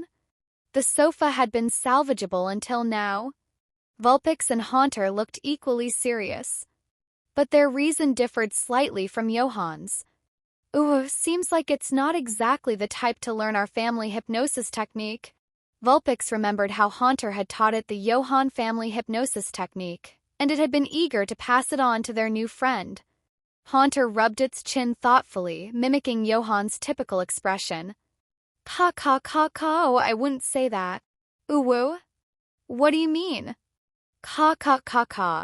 Haunter's paw shifted into a hammer shape, and it demonstrated a downward swing. Our family hypnosis technique focuses on rendering opponents powerless while leaving a lasting mental impact. With that swing, though, I'd say it achieves the same outcome. Ooh! Vulpix tilted its head, curious. Counts like that? But upon reflection, it seemed like a pretty solid theory. A big grin spread across Vulpix's face, and it nodded in satisfaction. Perfect, truly one of the Johan family. And it also noticed that when Tinkatink swung its hammer, there had been a frosty sheen, clearly an ice-type move. Maybe they'd have a lot more in common than they initially thought. As Tinkatink smashed the sofa to pieces, Johan's Pokédex projected a screen displaying information about the little creature. Tinkatink. Type Fairy/Steel. Ability Pickpocket. Moves known: Ice Hammer, Fake Out, Astonish, Fairy Wind, Baby Doll Eyes, Metal Claw. Mood: happy, excited, found my hammer. Condition: excellent, such a well-tended incubation environment. Could it be, are you a breeder? Friendship level 100, it sees you as its mom. Wait, what? Johan's expression shifted as he took in the data on the screen, a tangle of thoughts crowding his mind. Mom? He took a deep breath. Maybe he'd need to address some misunderstandings in the little Tinkatink's thinking over time. But after skimming over the mom part, Johan turned his attention to the list of moves Tinkatink had already learned. Especially the move it had used moments ago to destroy the sofa, Ice Hammer. Ice Hammer, Ice-type move, power, 100, lowers the user's speed. With a power of 100, this move clearly packed a punch. Even Haunter's hard-earned Shadow Ball had a power of only 80. Sure, Ice Hammer came with lower accuracy and side effects, but Tinkatink couldn't naturally learn Ice Hammer through normal training or TMs. It was only possible by inheritance. Though it didn't feel quite like inheritance. More like prenatal influence, Johan thought. With Haunter, a ghost thousands of years old, haunting the house with a lower-than-average temperature, and Vulpix often making indoor snowmen and cooling the place even further, it was possible that the move Ice Hammer was developed from Tinkatink being, well, frozen into it. Johan's focus shifted to Tinkatink's ability, Pickpocket. Perfect. Pickpocket. The Pokémon can steal the opponent's held item when it makes physical contact. Classic. Maybe he'd end up making his fortune off this ability. Johan shook his head. Maybe not. Realistically, neither Tinkatink nor its final evolution, Tinkatink, had the best abilities overall.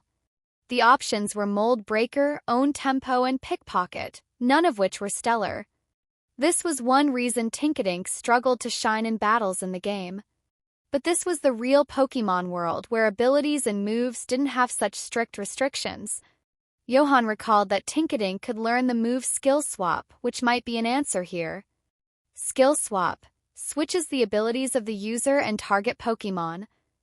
In other words, since Tinkatink's Fairy/Steel typing meant it was only weak to ground and fire, if it could trade abilities with Haunter and gain Levitate, Tinkatink would only have a single weakness, fire. And just imagine the power of a high-flying Tinkatink.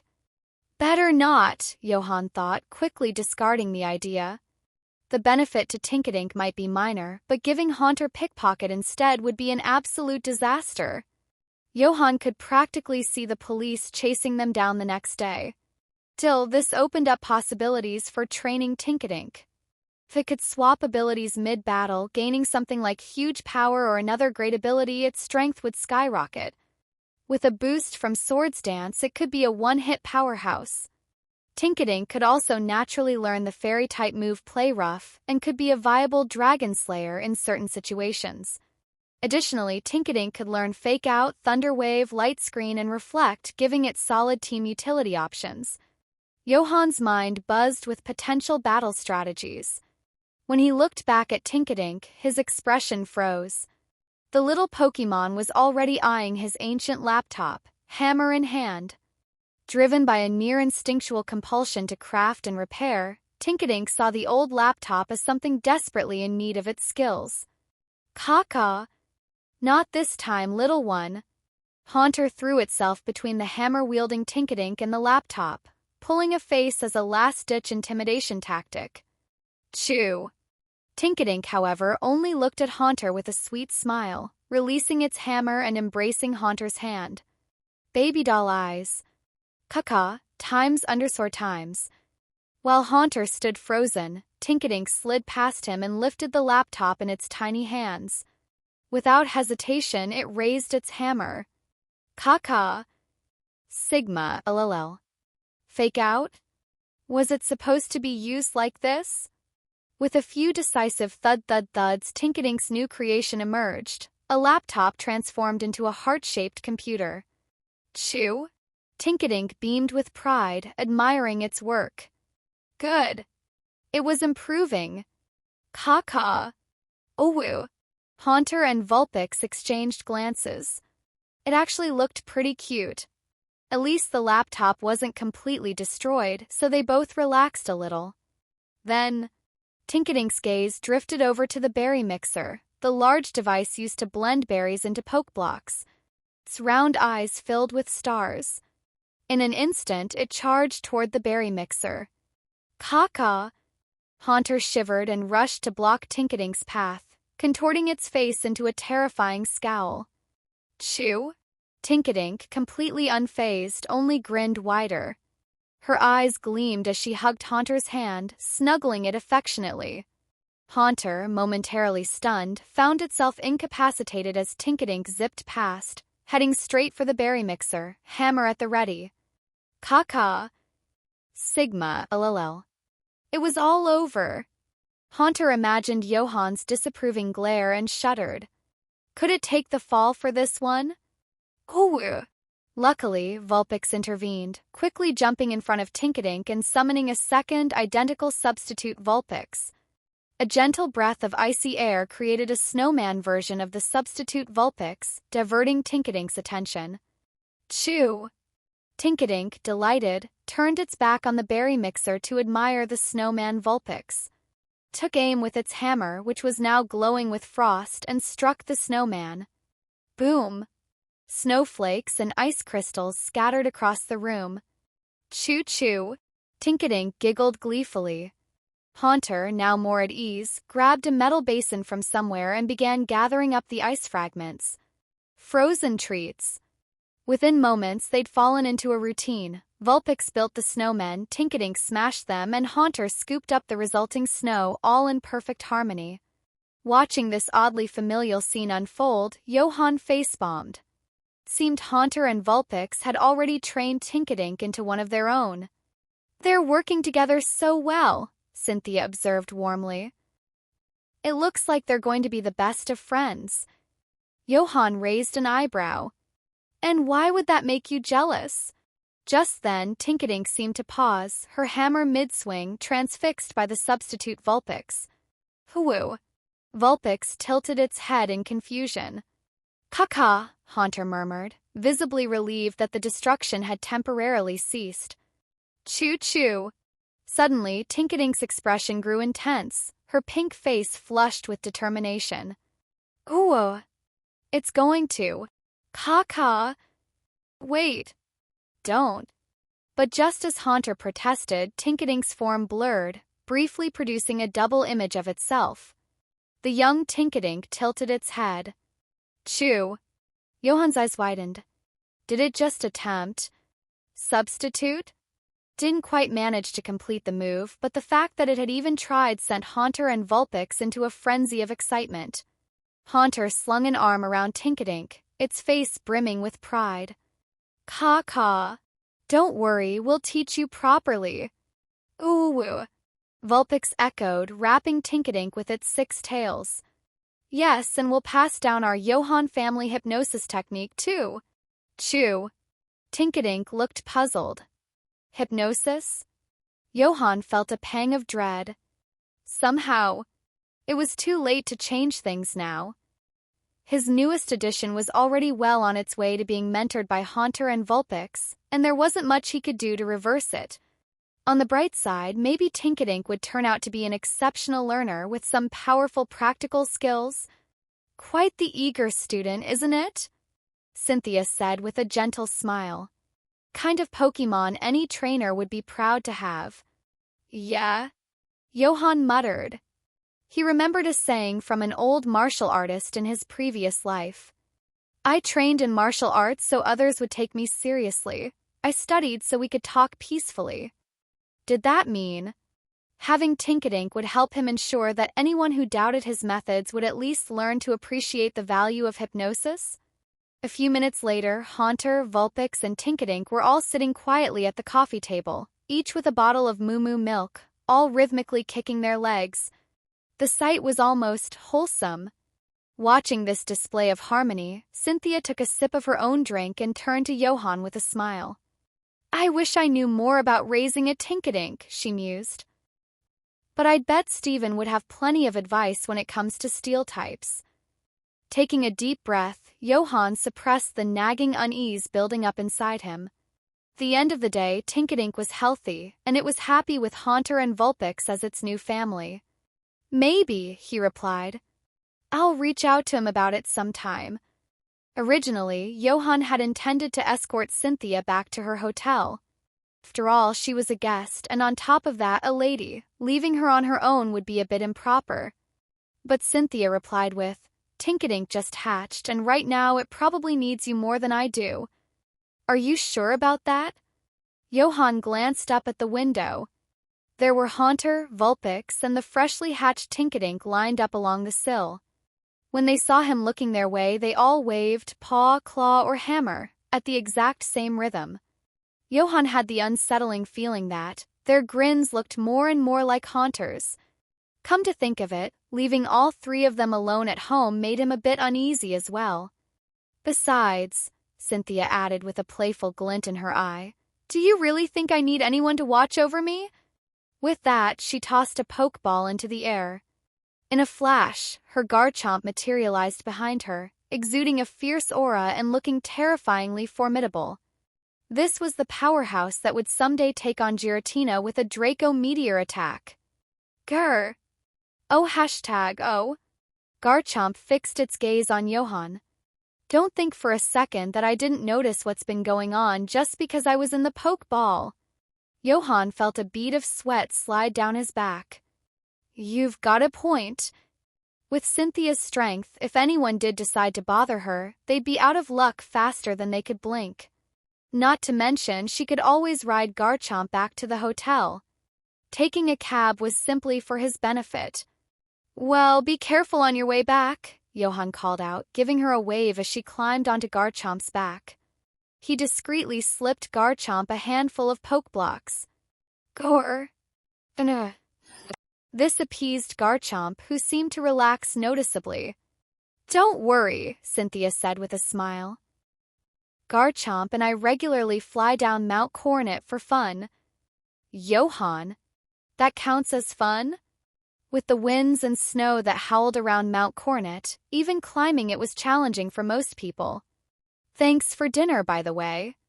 "It was delicious," Cynthia said as she waved goodbye.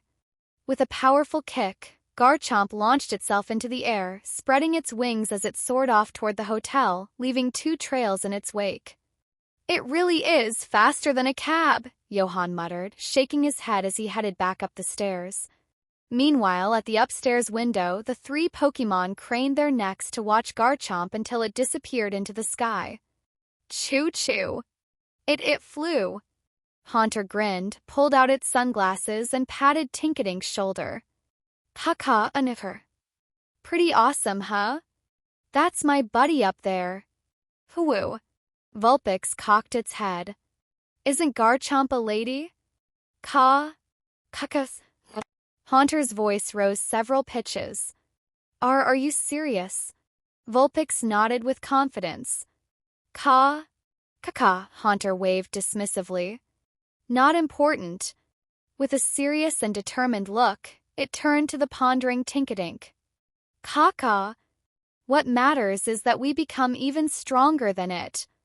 Tinkatink nodded solemnly, looking around for something. Just as Haunter and Vulpix were wondering what it was searching for, Tinkatink's eyes lit up as it found a rock nearby. With a focused expression, it tossed the rock into the air. Gripping its hammer, Tinkatink wound up and swung with all its might. Crack! In a swing worthy of a baseball slugger, Tinkatink sent the rock flying toward the distant Garchomp. "Chew! Take that!" Haunter and Vulpix stared, mouths agape. Thankfully, given Tinkatink's current strength, the rock didn't even come close to reaching Garchomp, who was already well out of range. "Chew!"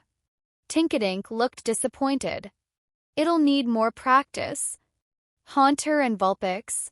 In the hallway, Johan's phone screen illuminated his face as he checked a new message. He'd just received a document from famous actress, otherwise known as Diantha. Opening the file, he found notes on her and her Gardevoir's training with Shadow Ball, along with tips on enhancing Haunter's control over it and a list of items and materials to boost its power. The first item he saw was a spell tag. His heart sank a little. Spell tags were easily as pricey as evolution stones. Still, they did offer significant benefits to ghost-type Pokémon. Diantha had noted that while spell tags worked well with most ghost types, the item best suited to Haunter specifically was a Reaper Cloth, a recommendation that matched what was in Agatha's Guide to Ghostly Insights. Additionally, she'd mentioned that Wise Glasses and Choice Specs could also help Haunter not only master Shadow Ball but speed up learning of other special attack moves as well. Johan sighed as he finished reading. There's no avoiding it, some things just need to be bought. Good thing he had some cash saved up now, it was just a question of whether he could afford everything. With an extra mouth to feed in the house. Though he'd settled on a general training approach for Tinkatink, there were still a few gaps to fill in his plans. He'd likely have to consult Steven. He pulled out a luxury ball. Tinkatink had any strong preferences about its future, Johan would respect them, even if that meant helping it return to Paldea someday. But as the one who'd hatched it, he felt responsible, and for now it made sense to officially add Tinkatink to his team before its personality and will became fully independent. When he opened the door to his apartment, he was met with an enthusiastic welcome. Caw-caw. Ooh-woo. Chew. The 3 Pokémon pounced, sending Johan sprawling to the floor. Stop. Haunter, watch the drool. Vulpix, your ice is freezing my words. And Tinkatink. Tinkatink, what are you doing? I didn't mean for you to. Thunk. In a flash of red, the luxury ball locked instantly without so much as a wiggle. One hand on an ice pack Vulpix had made, he tossed the luxury ball, releasing Tinkatink back into the room. Chew! Tinkatink gave a joyful chirp before rushing over to Vulpix, eager to get back to smashing ice blocks. Watching it gleefully demolish the ice with a resounding thwack, Johan thought to himself. At this rate, even if he didn't become a super trainer, he was going to need the resilience of one. Otherwise, he'd never survive the roughhousing from his own Pokémon. Caw. Haunter floated over, holding the faculty memo from Kanaz City Pokémon Academy and tapping on the section about the Battle Instructor qualification exam. Johan had originally planned to skip it. Why would a Pokémon psychology instructor need to take a battle qualification test? But now, with Tinkatink freshly hatched, Haunter needing new items, and both Vulpix and Tinkatink bound to have their own needs, plus move tutors, daily poke blocks, moo milk. Feeling the weight on his wallet, Johan took the memo from Haunter. Let's at least see what kind of prizes they're offering.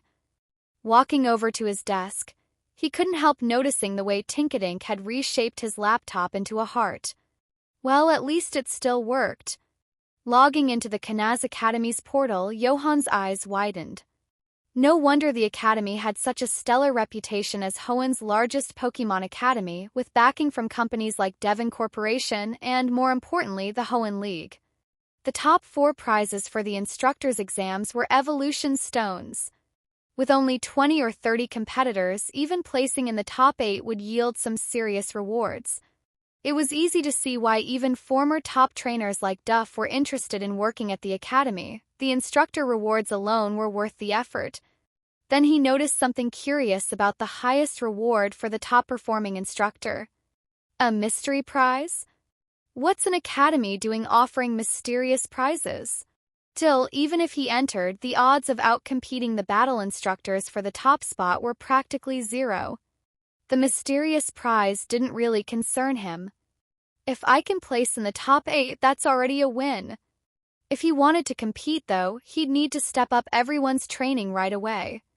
Johan glanced back at his team, Haunter engrossed in solidifying its Shadow Ball, Vulpix happily making snowmen, and Tinkatink, a fresh hatchling with formidable power already. Guess they'd already found their own ways to ramp up training. Beep beep. Just then his phone chimed. V eats cabbage, having trouble sleeping. Grain in the field, I'm on it. Johan still owed Cynthia for the last sleep session after all. Heading out to the balcony, Johan didn't notice Tinkatink's puzzled look as he left. Chew. Where's he going? Vulpix paused from making snowmen. Caca Haunter, hanging upside down from the ceiling, chimed in. He's gone to sell things. Tinkatink froze, eyes wide. Chew. Sell what? When Johan returned to the room, he found Tinkatink already asleep on the bed, clutching its hammer tightly and muttering in its sleep. Choo-choo, zzz. Johan chuckled. After all, it's still just a kid. It wore itself out playing. Choo-choo. Such big birdies. Haunter and Vulpix pretended they hadn't heard that. Kid? Would he still call it that if he'd seen it try to hurl a rock at Garchomp? But Johan was already lost in thought again. If he entered the instructor battle exams, he'd have to boost the training for Haunter and Vulpix, and Tinkatink would need more battle experience. Battle Cafe? He dismissed the idea right away. Rumor had it a powerful trainer was already tracking him there. Better to keep a low profile for now. His plan was to strengthen Haunter and the others, not give them practice getting beaten up. The battle club? Too expensive. So that left only one real option. Gym challenges? After all, gyms were specifically for assessing trainers' strength. No limit on the number of attempts. And best of all, free. Hello, everyone. As we wrap up this video, I want to share a quick note. I have a Patreon account. If you'd like to support me and enjoy on-demand audiobooks, you can become a Patreon member. Alternatively, you can check out my Google Drive link, which has 500+ novel audiobooks available through my Ko-fi or Patreon shop. I appreciate your support.